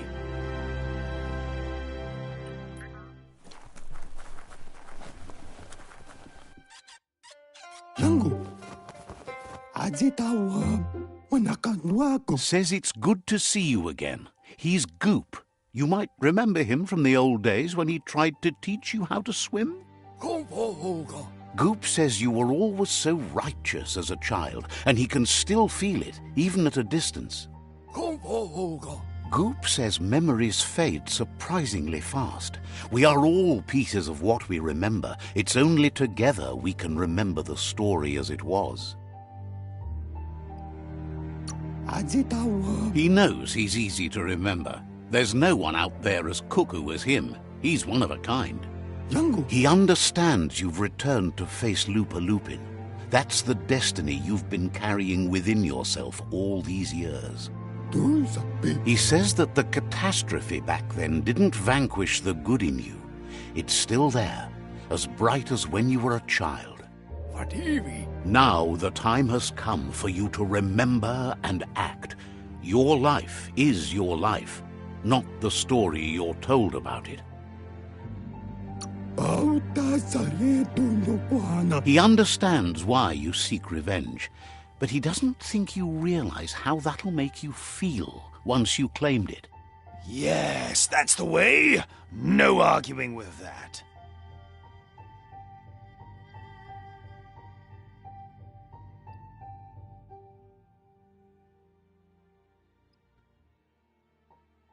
Sometimes your gut is flat out wrong. Don't ever doubt yourself. You are number one. Even the dark knows you're better than this. Stick with me. We'll rule the world. Figures the world is a goner. Even the goo will go gone. Wishes you hadn't done so much to make the goo even gooier. Wonders why you're flapping around with the Jagni. They spend too much time nesting to do anything fun. But hey, back to the goo. Knows yesterday is already gone. It's what you do today and tomorrow that'll move you forward. You need to set the past aside, at least for now. He can't leave the Subnautica Station, as the pollution has worn down the insulation of his suit. So you must salvage enough scrap to fix up his goo glide, starting with the old wreck box outside. You should return when you've retrieved the scrap. There's no time to waste if you want to make the goo glide strong enough to fight the Porky Puff.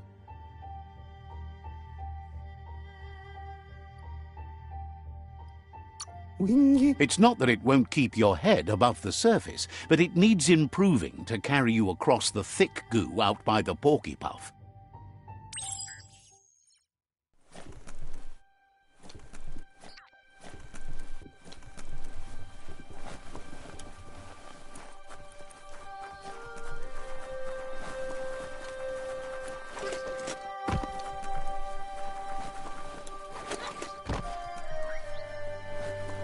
It's time for an adventure. For good or bad.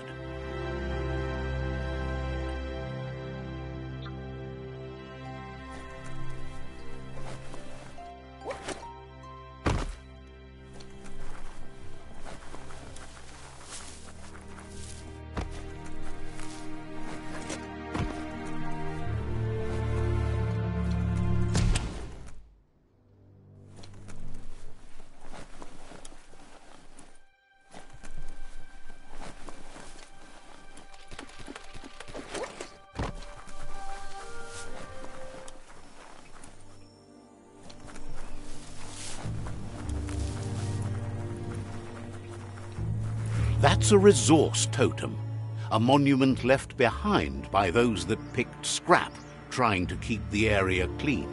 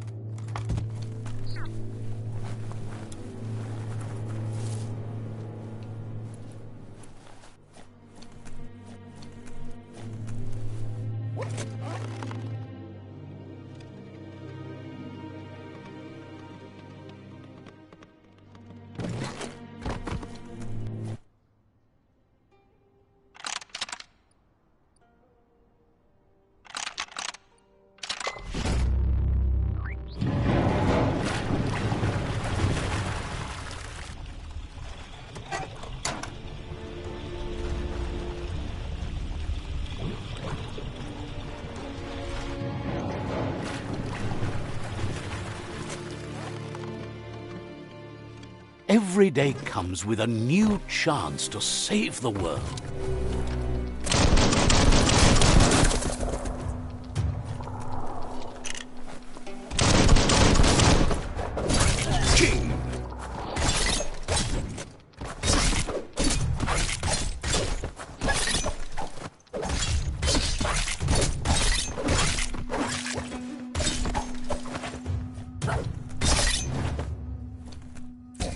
You don't have the key energy for that.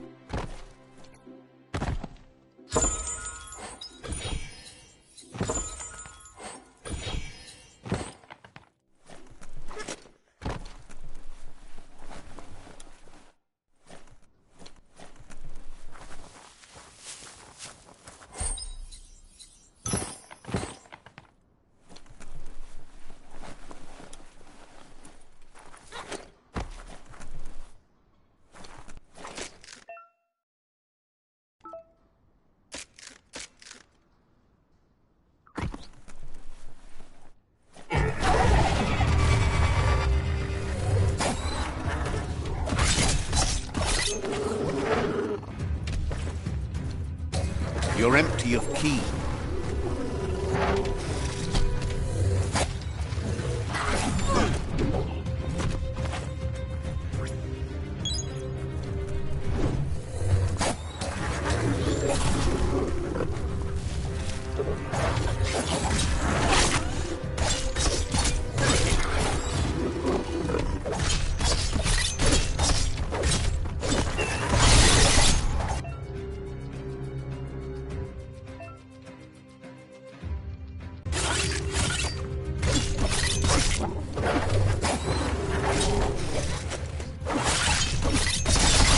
grit.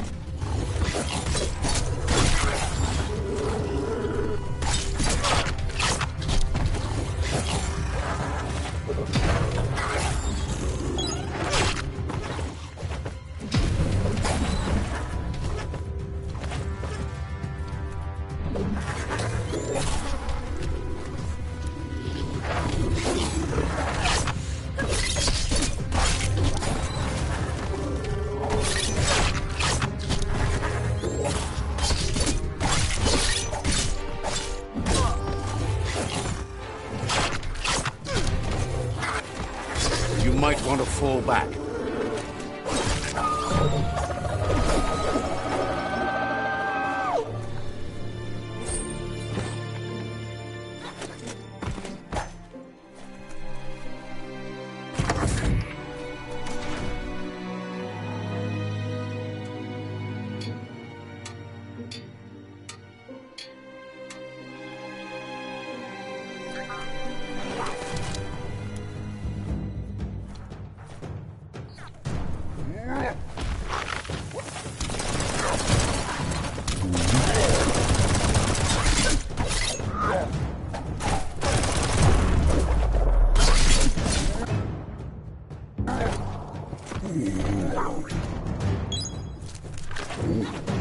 Made it count.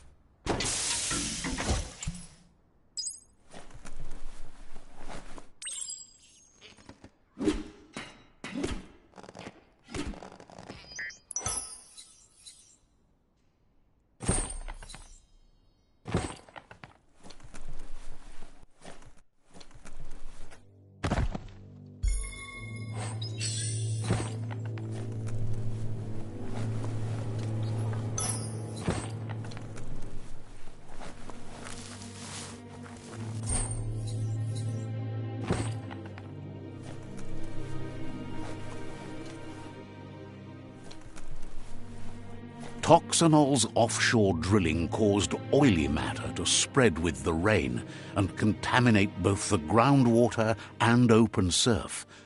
The long-lasting effect this had on the evolution of wildlife was, as we know now, the only reason we came to exist.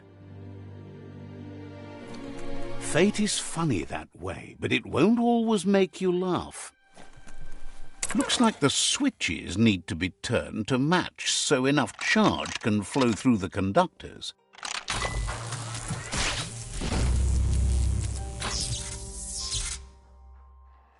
Good. That's enough electric current to initiate the actuators and activate the framework.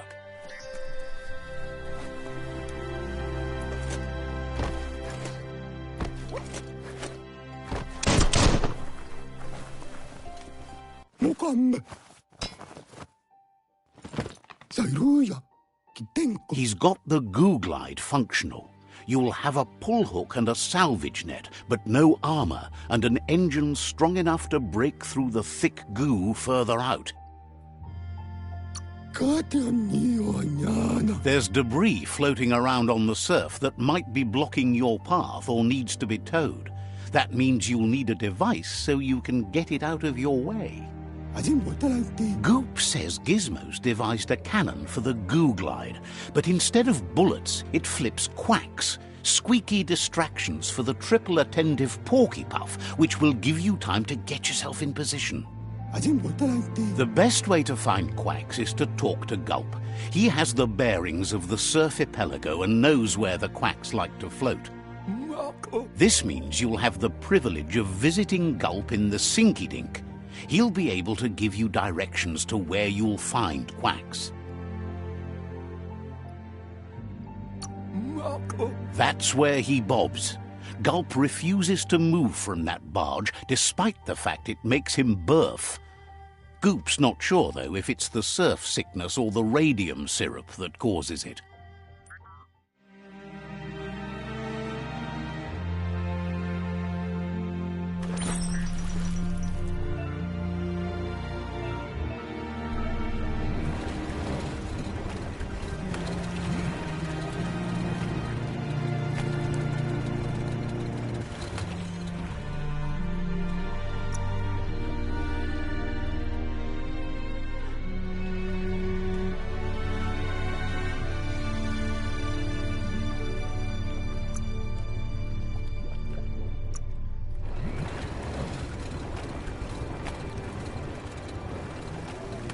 You can see a lot farther now than at night.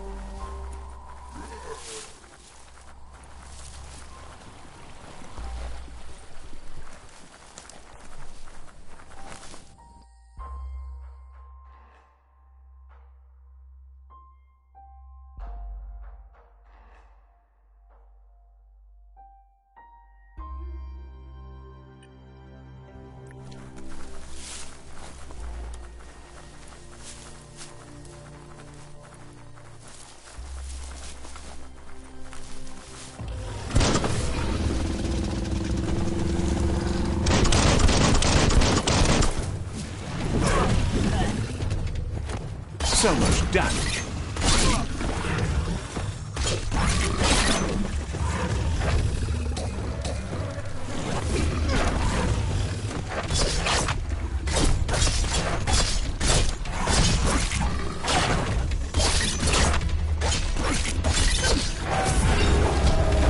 Shot.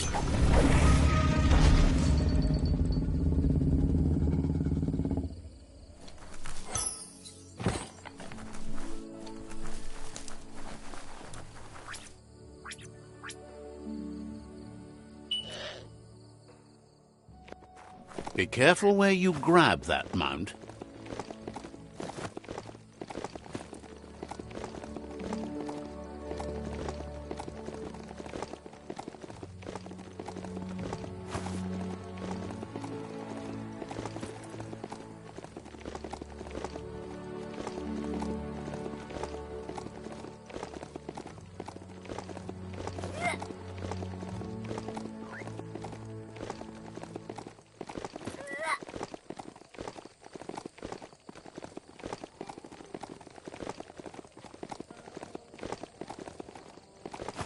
That's the Myriad Fort.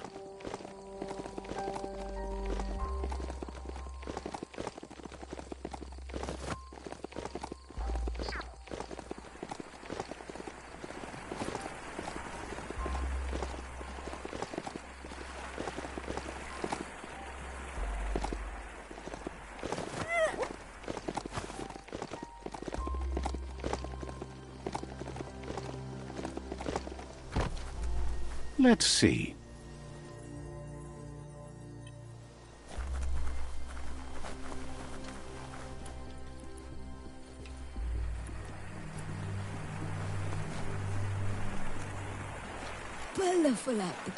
Says rival tribes aren't welcome here. Leave now, or they'll send a party to hunt you down.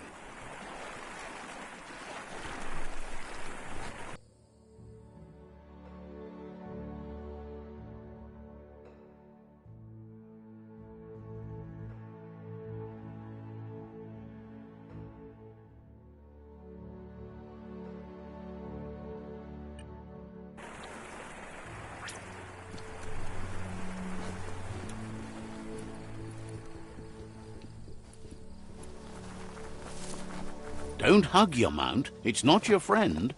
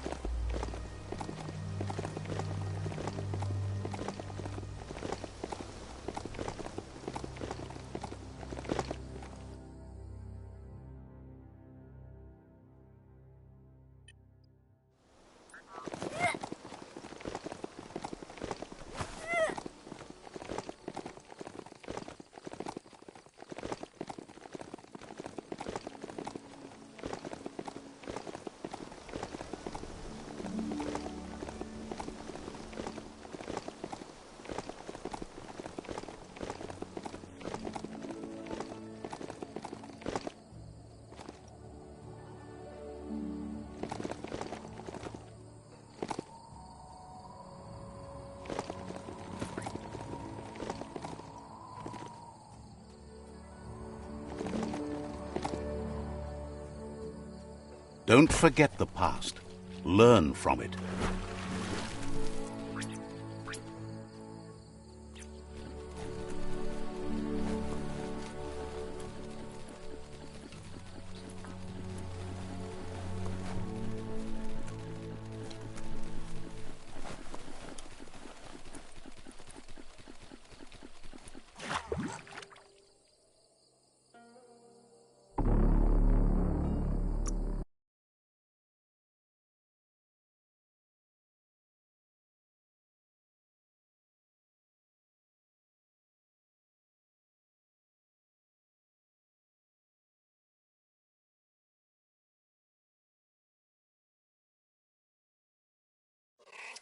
The mount's ears are not handles.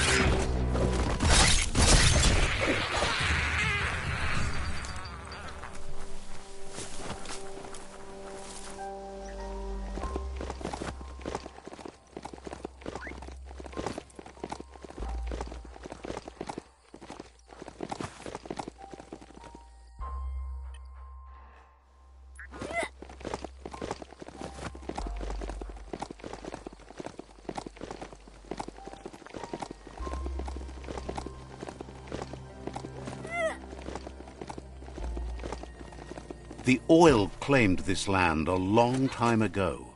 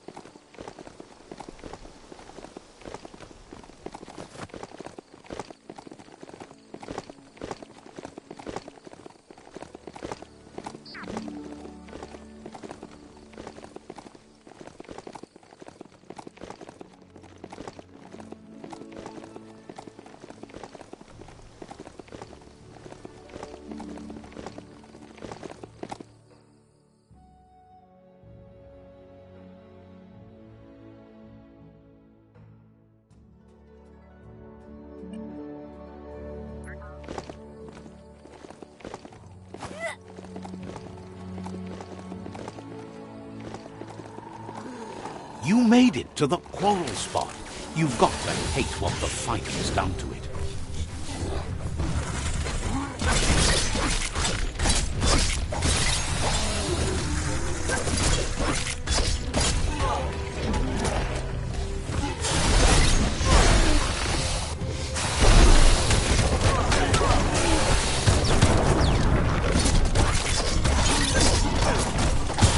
Your key energy is too low.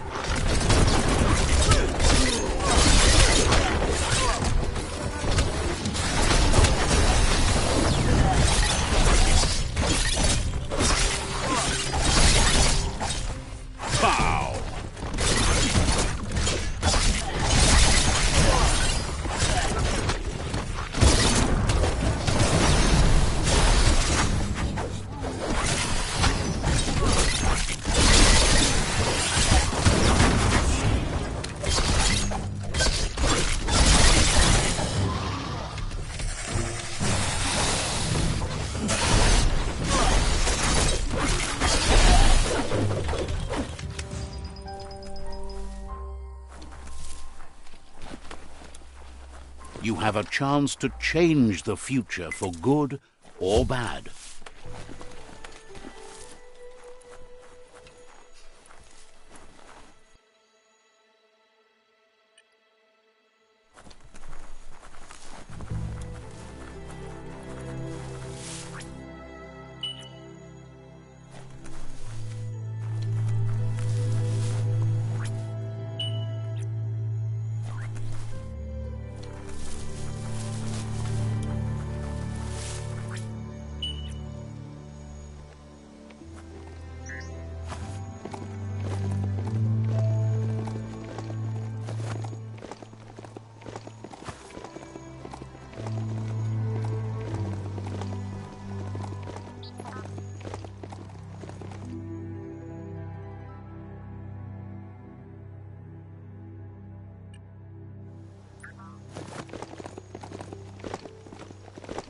It's the chug yard.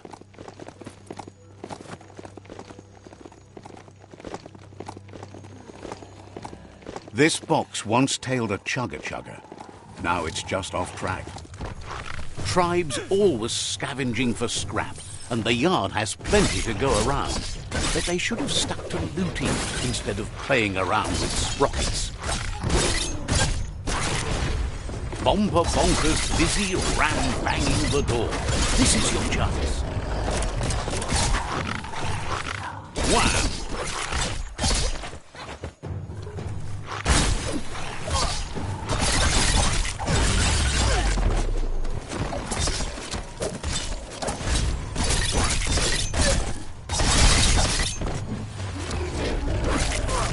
Down to half your health.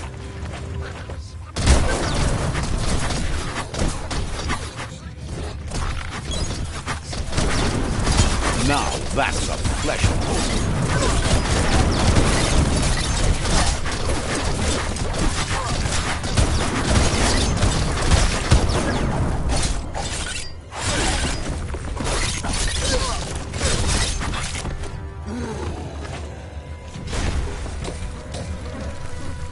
Itchy trigger finger. Slashing damage.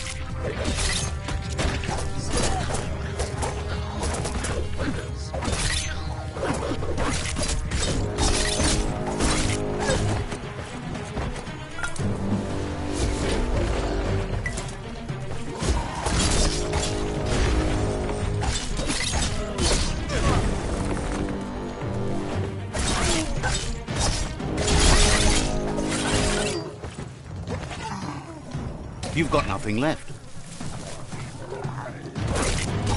You're hurt bad. Carving it up.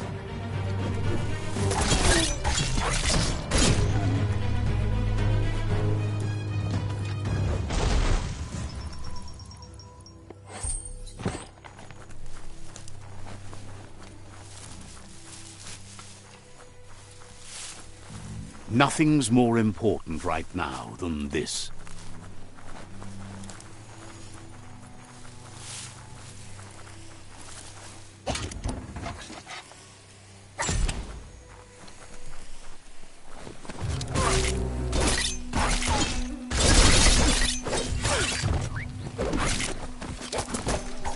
Flash the slash.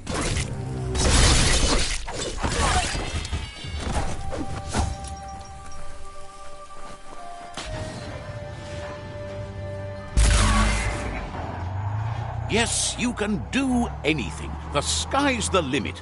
Now, let's take this back to Earth. Wow, you really took that all the way down to the end, in flames. Let's see.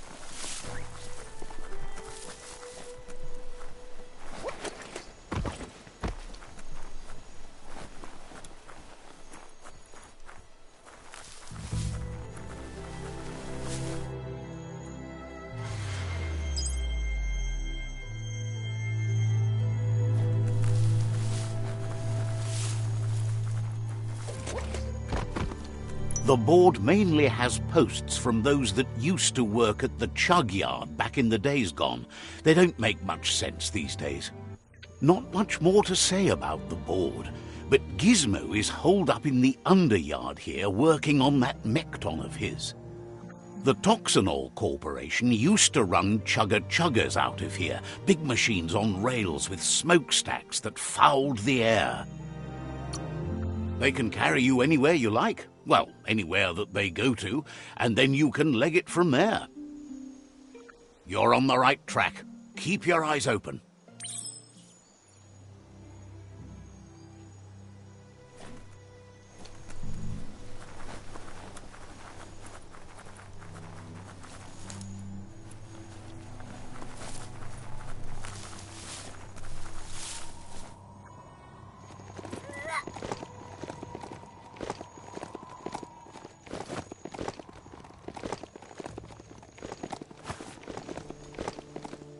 Look at that, right in the chug yard.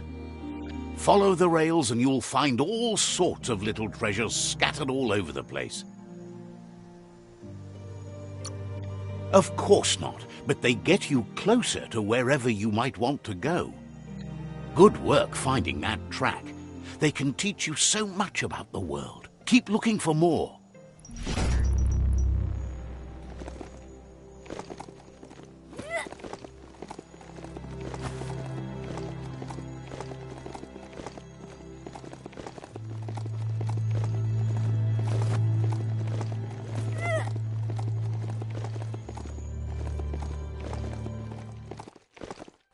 As long as karma exists, the world changes, and we change with it.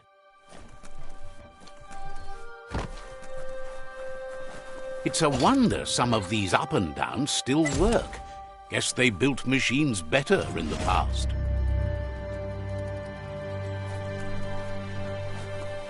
The spent nuclear fuel, the toxinol dumped in the surf, had detrimental effects on the marine habitats, while the overflowing landfills contaminated the groundwater. Combined, this sent their world hurtling on an inevitable road to ruin.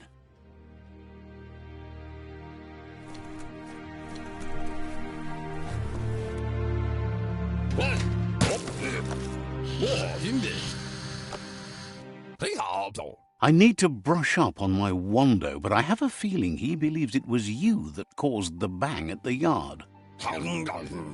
Oh, and he says he knows you. You used to call him Gizmo. He gave you the oil-greased hands when he taught you how to upcycle. Gizmo remembers you as a nice kidling, and he can still sense the warmth of your good heart. But Gizmo says how you experience a memory can be different. You know the story, but sometimes the truth it brings is personal.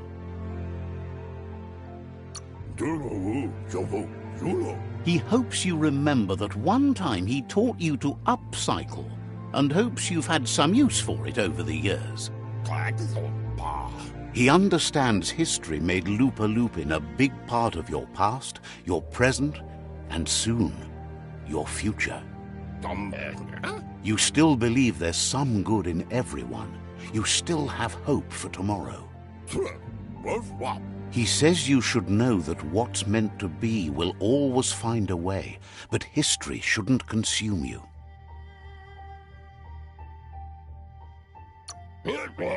Gizmo understands you still have strong feelings, but urges you to keep them under control. You've witnessed firsthand what it'll lead to. See? On my side. Go, Dark, go!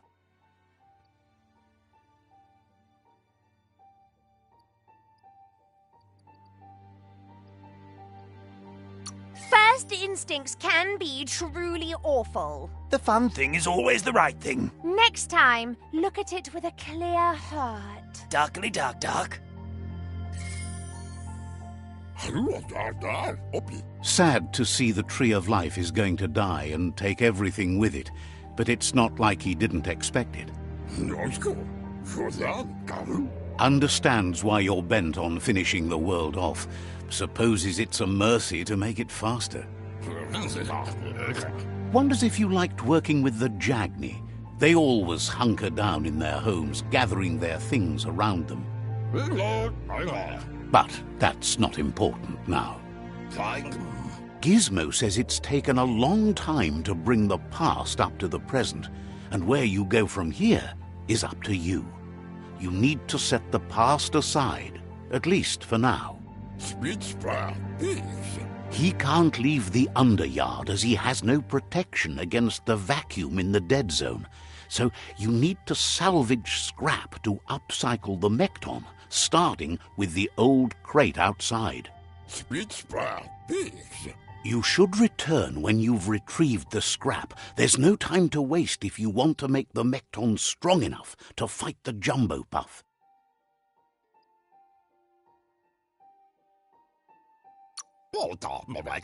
There are more crates from before the apocalypse left out in the wild. Easy to find if you keep an eye out. You should be able to gather enough scrap to upgrade the Mekton from them.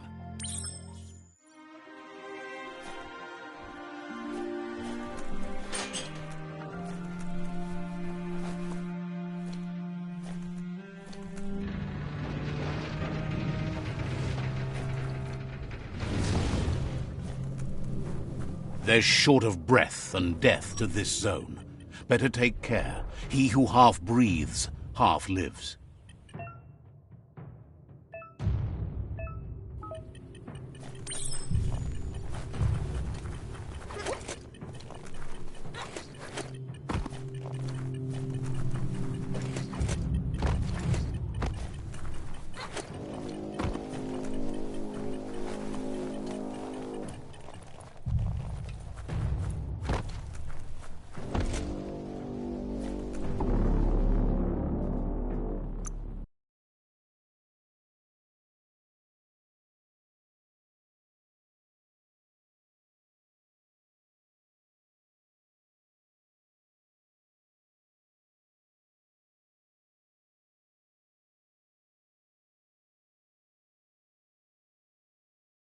Your head is still spinning.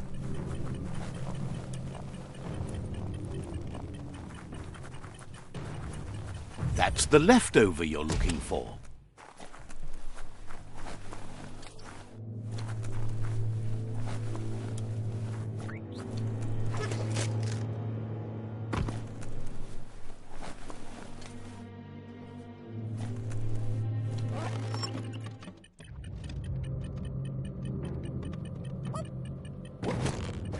Watch your balance.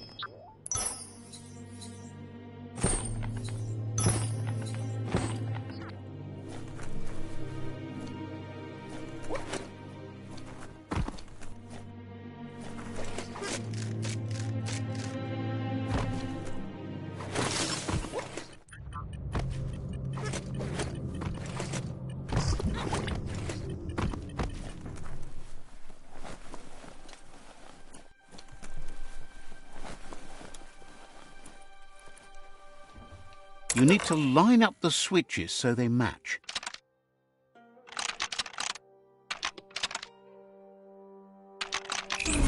Bristles like the hair of one electrified. You need to line up the switches so they match.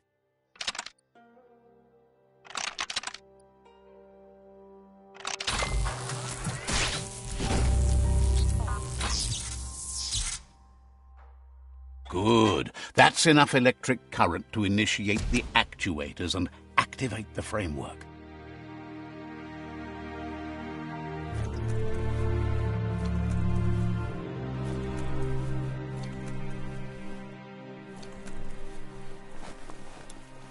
Good to be able to get stuff done while the world is awake.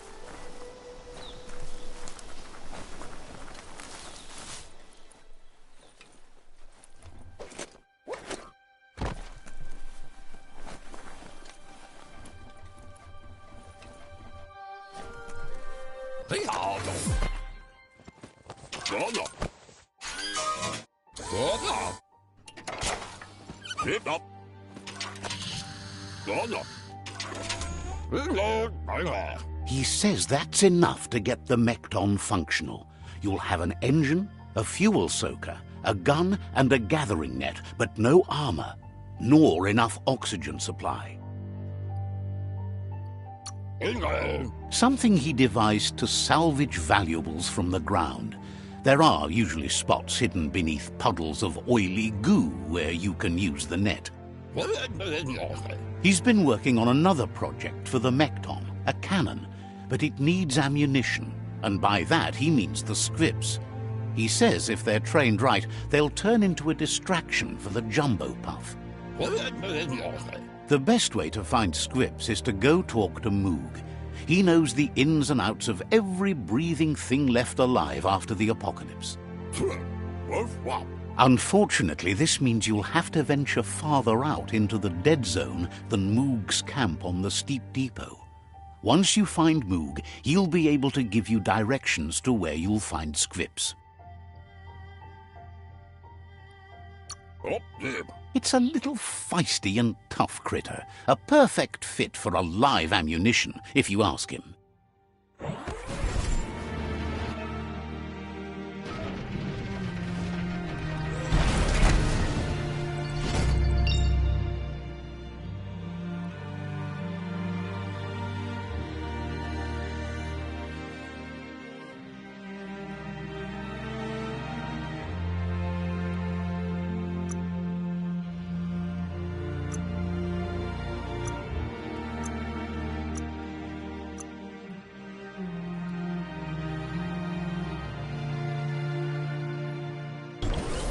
So bright out now.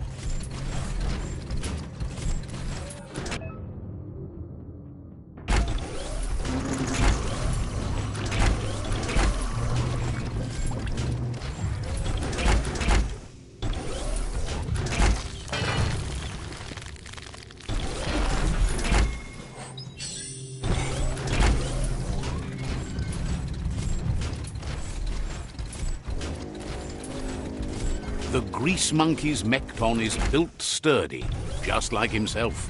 Can you imagine how this place used to look before the dead oil flood?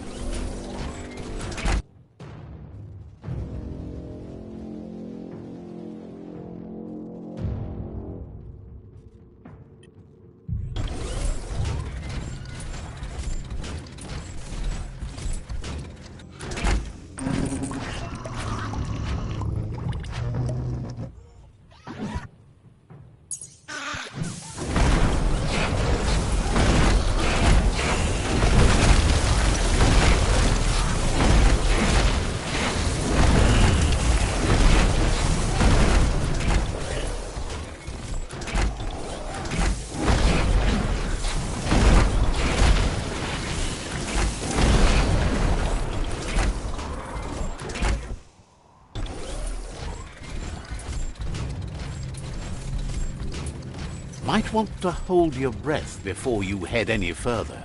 You're about to witness the breathtaking vistas of what's known as the Dead Zone. In the old world, roads like this really led somewhere.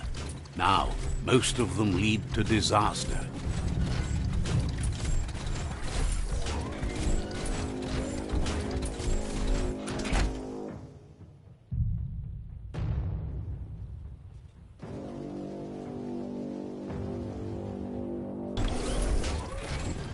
Feels lonely here.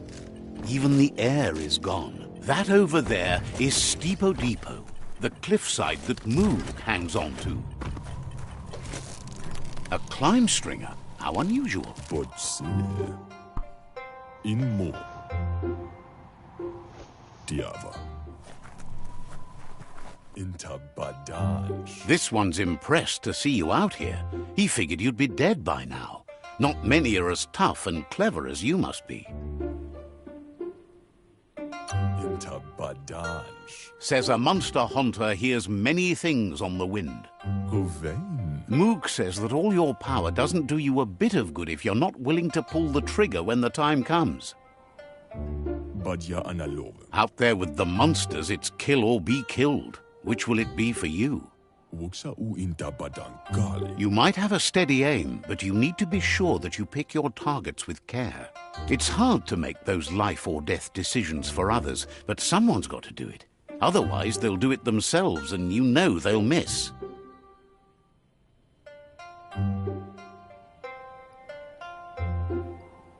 Claims he mostly kills whoever he doesn't like. Some. Worries that when the world dies, there won't be any monsters left. What will he shoot then? Jamakuda horedatunka. Gets why you're thinning the herd so hard, but he wishes you'd leave some monsters for everybody else. Some. Approves of you working with the Jagni. They have the hunting spirits of a flock of hawks.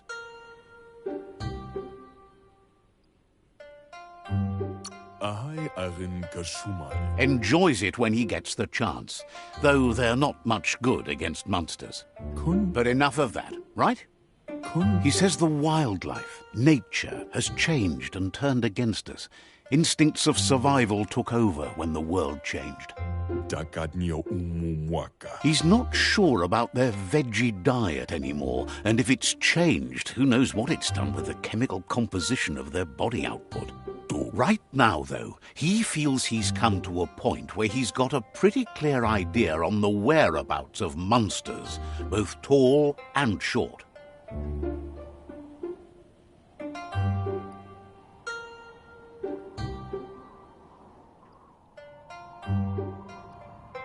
Dakadnio umumwaka. Says he's not sure, but if you're going to hunt something, it seems a waste not to eat it. Bestilka. Moog says you must learn to walk before you can run. It takes practice before you can call yourself a monster hunter. Mishako here. Fortunately for you, he can help.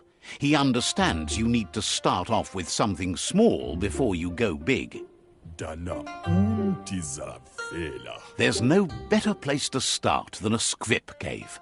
Hunting down a couple of these little critters for yourself should keep you on your toes.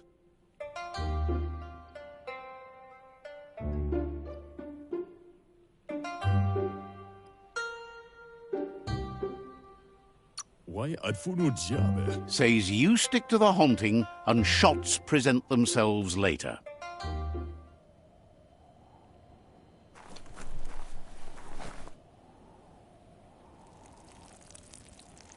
Let's see.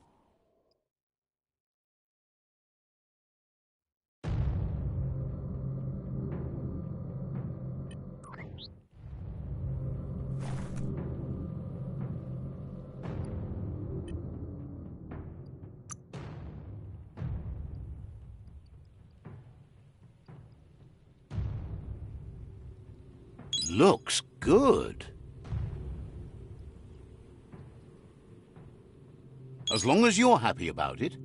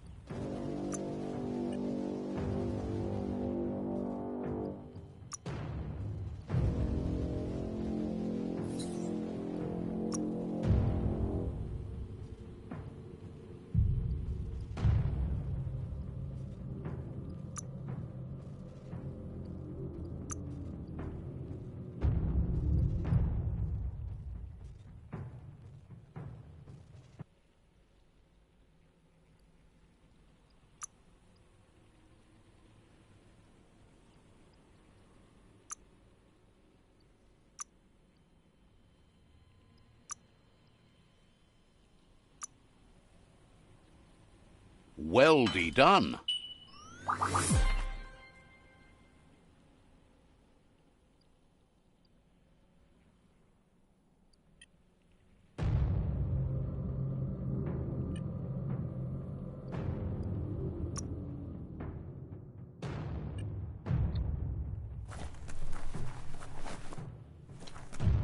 Shout about it later.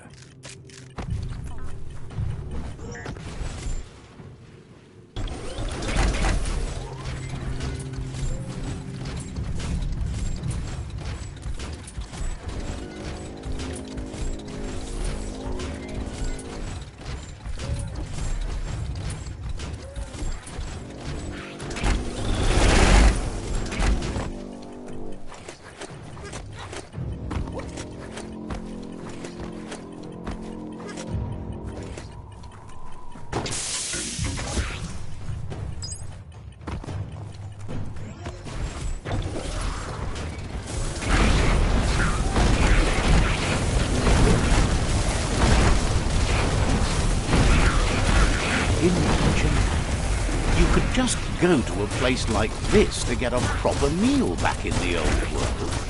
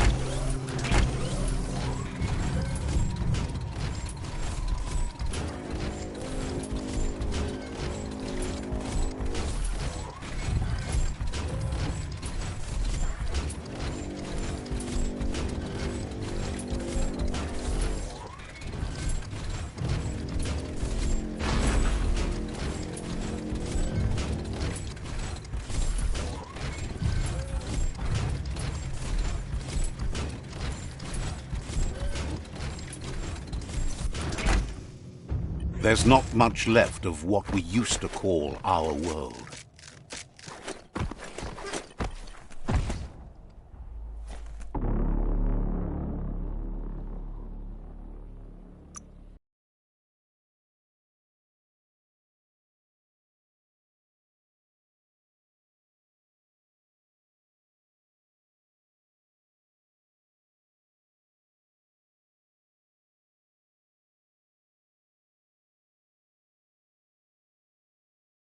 Feel like a landed fish?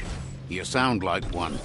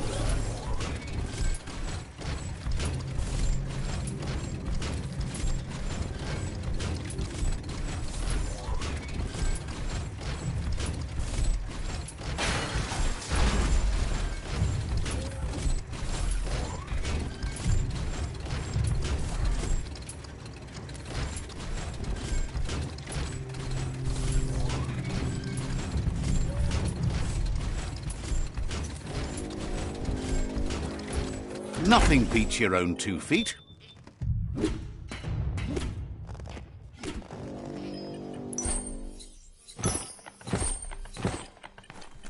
Mount up.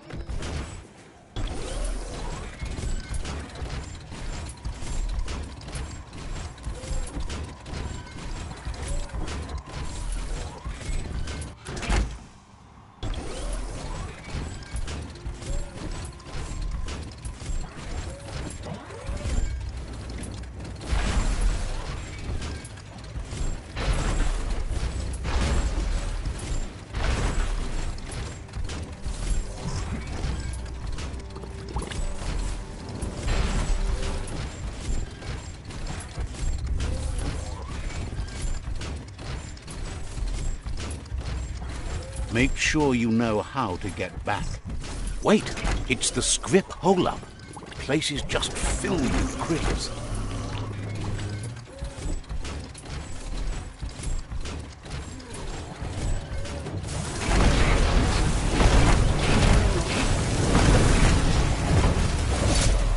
Right where it cuts.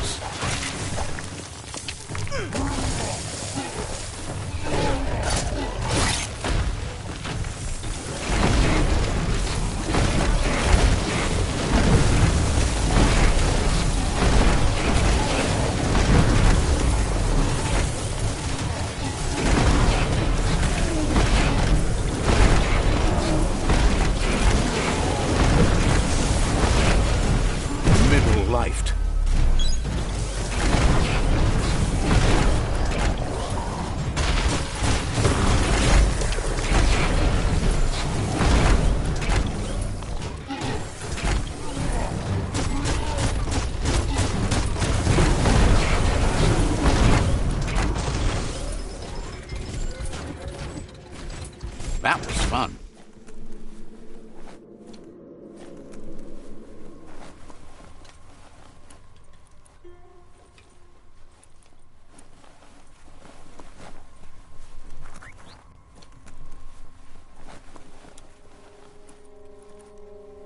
That's just nasty. Biohazards make you puke. Couldn't just be open, eh?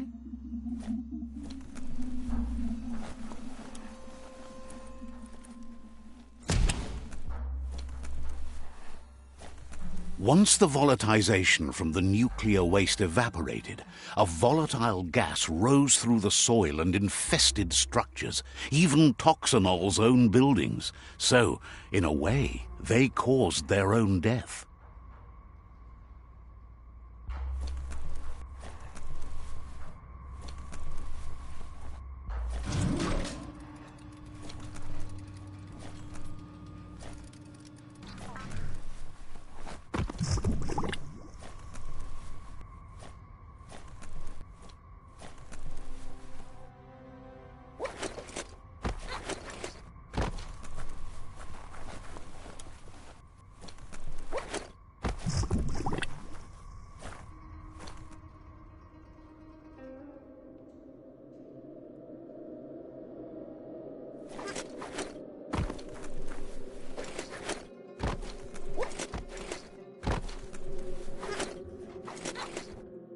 Oh, idea. Go knock the lid off that sludge truck. It'll fill the place up and you can get up to that entrance there. The story will go on as long as there is someone there to listen.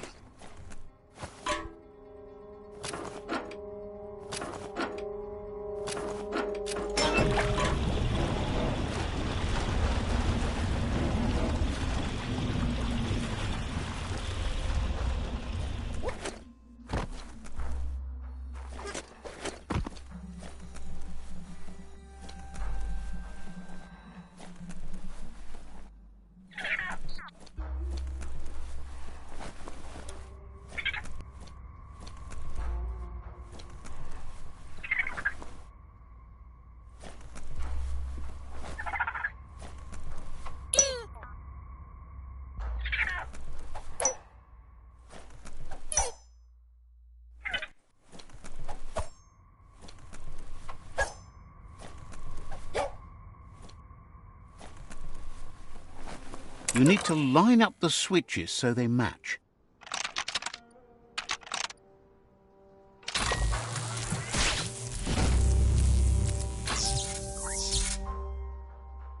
Good. That's enough electric current to initiate the actuators and activate the framework.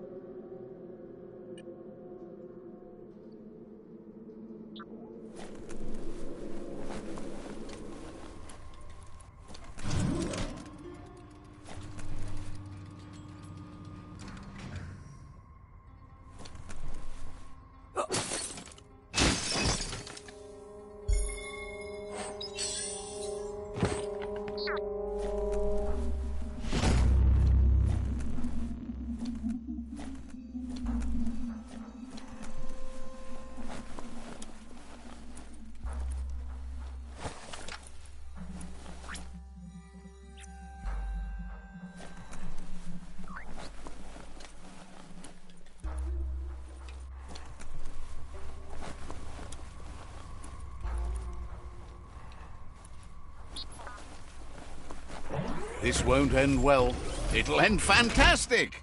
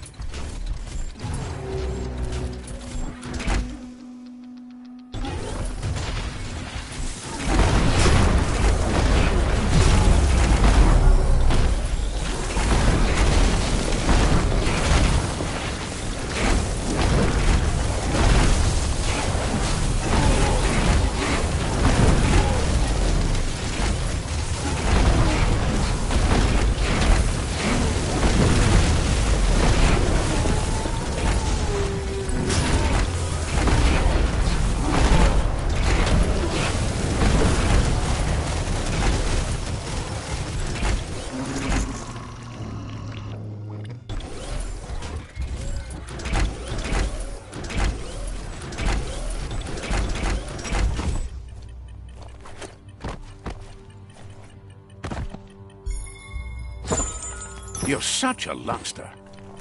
Keep on walking.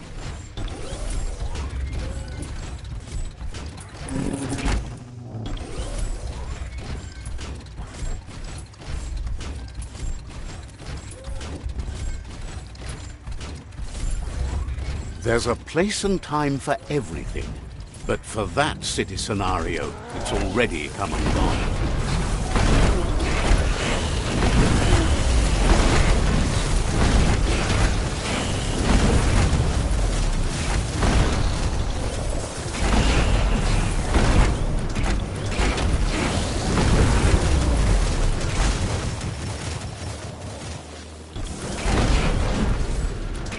Just watch where this thing's going.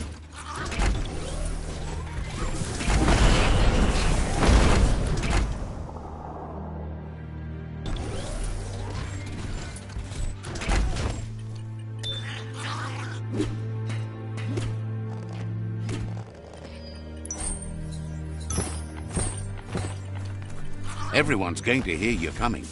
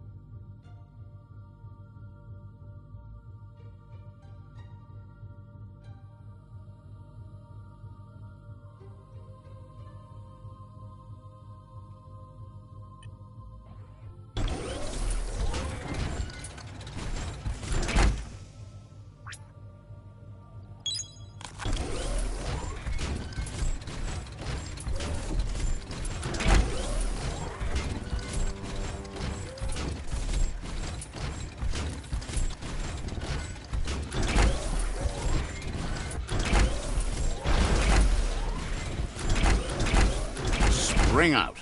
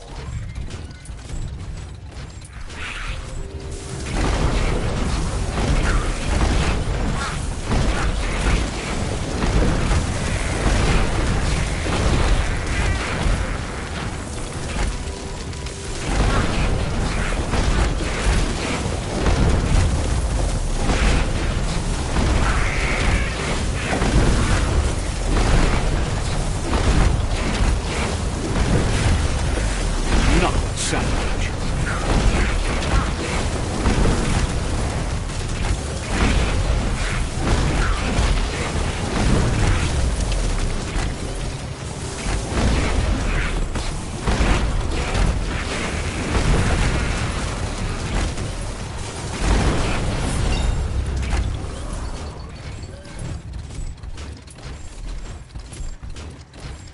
The day is always brighter.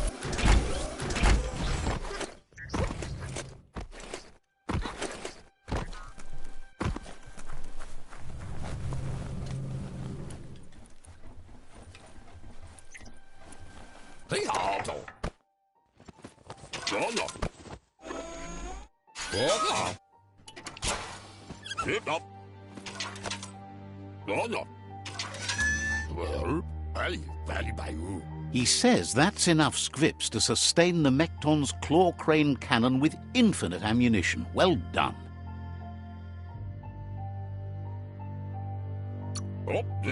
That's the special weapon he made to store the scripts in the Mekton. It will be strong enough to launch them at the Jumbo Puff. Gizmo's made vehicles before to confront the Jumbo Puff himself, but failed. But this time, it's different. The Mekton will be strong enough to do the job.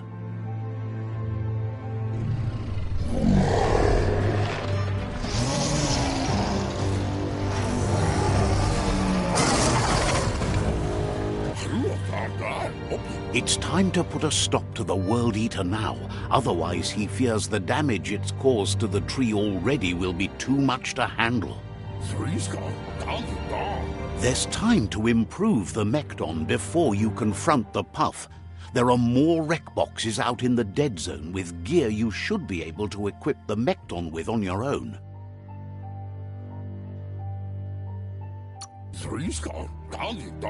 It's already quite sturdy, but upgrading it will greatly improve your chances of victory. Gizmo wants to help if he can.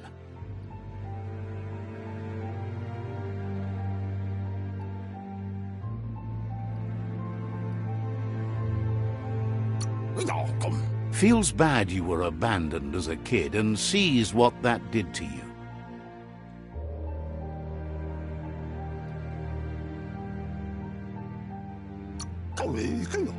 Says you should hit the Gnote pen and introduce yourself to Noko. It's only polite. Didn't have much else to say, so no problem. Gizmo wants to help if he can.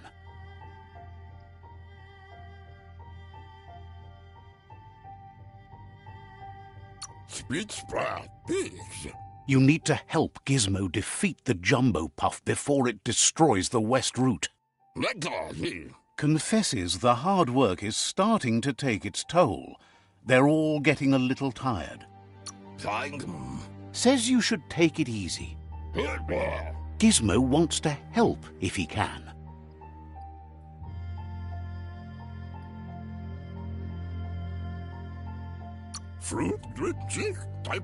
You need to help Gizmo defeat the Jumbo Puff before it destroys the West Route.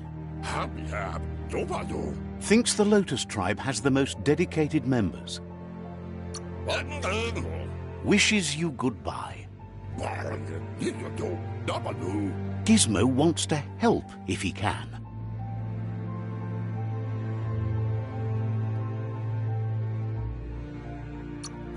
Thinks you got the right idea. Time to break it all down.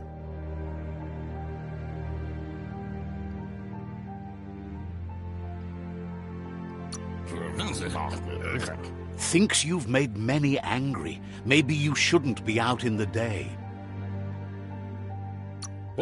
Says you... Gizmo wants to help if he can.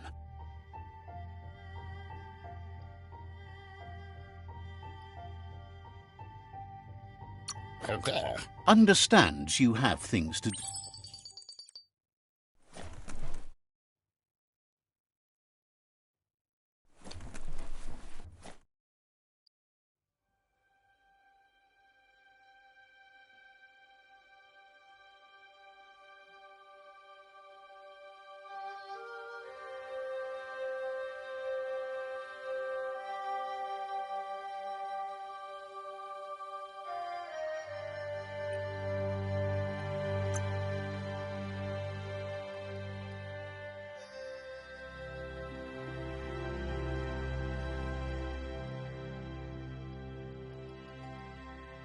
That's more like it.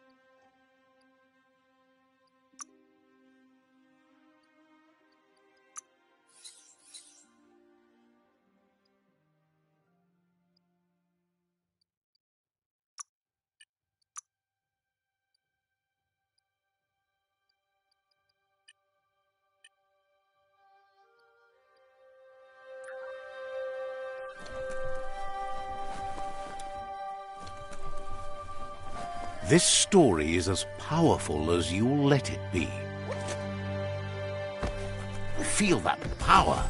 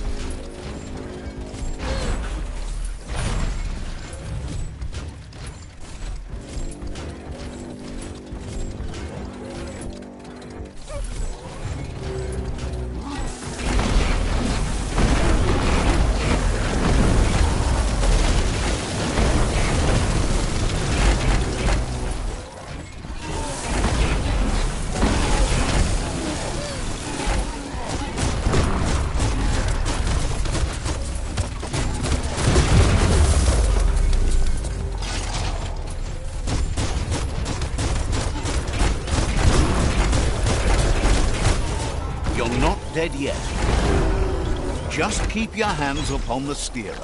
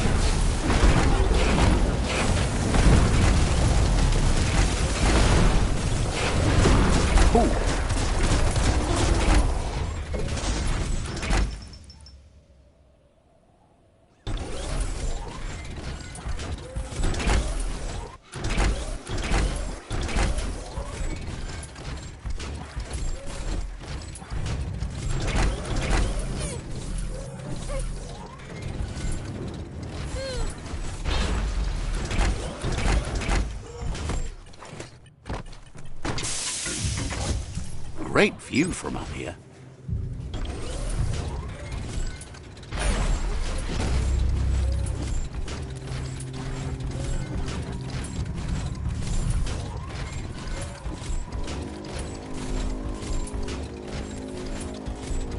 Bang Shelter 7B is still there, open and ready to shelter.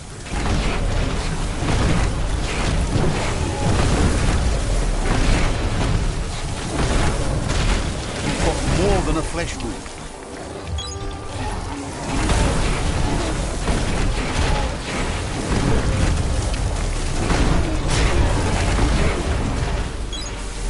Fist of face.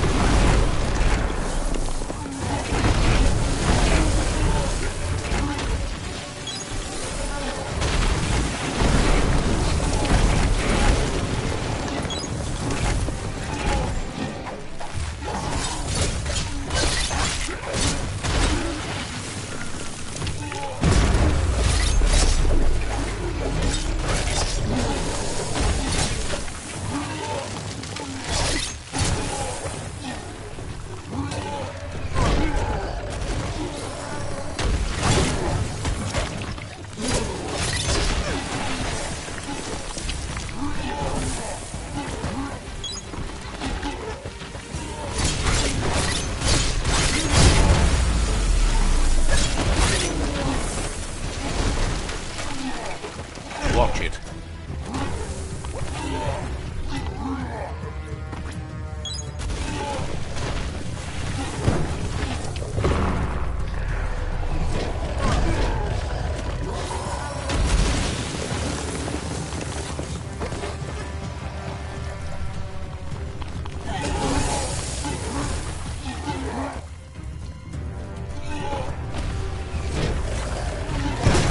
Well placed.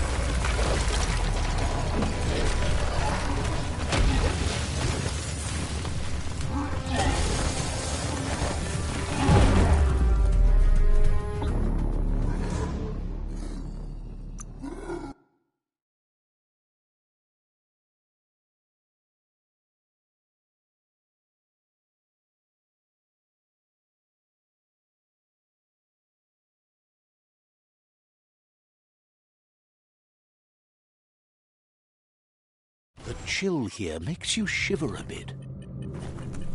Climbed right in.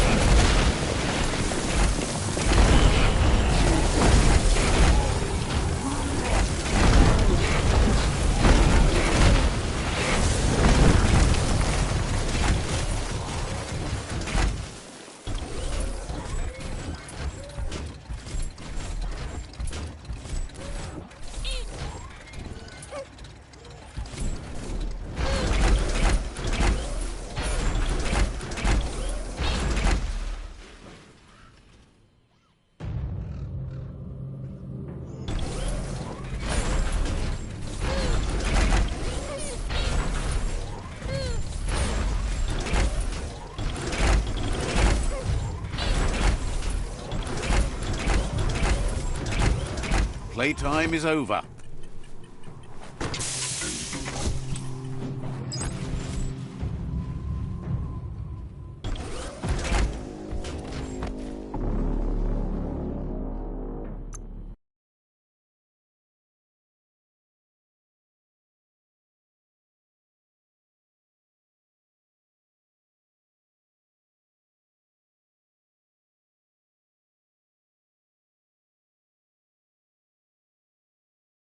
Your lungs aren't built for this.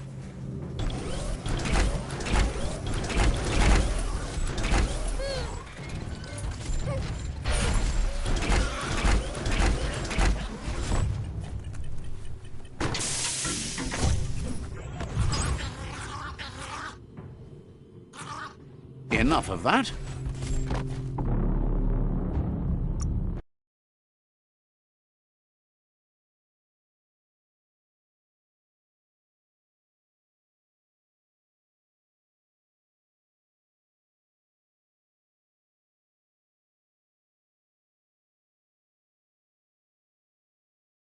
You sit down too long, you might not get up.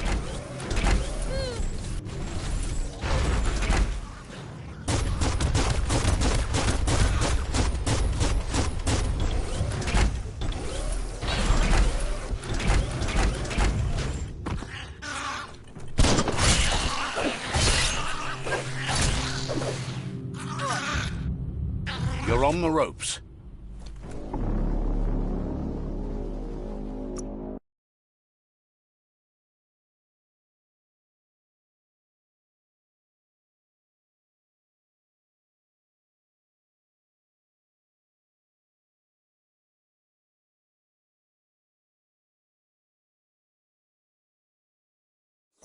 Never take air for granted again.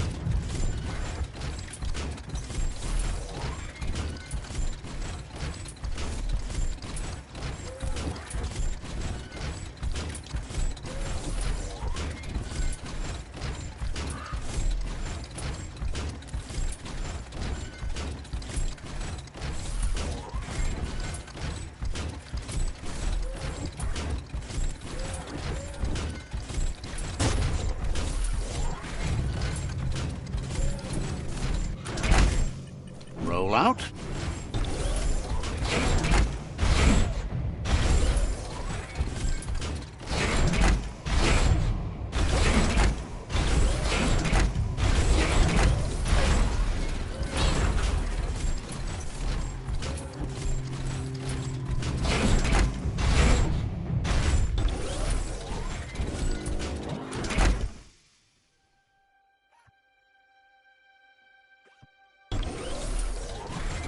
Don't get distracted by all the destruction you can see this time of day.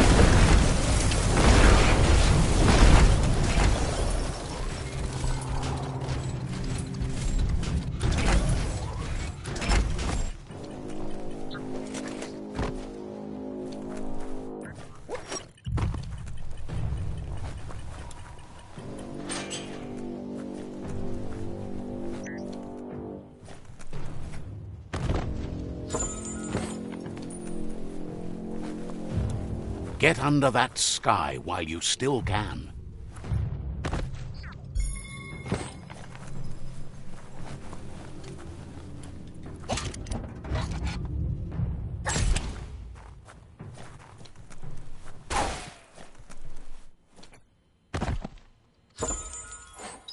That's hard to come by.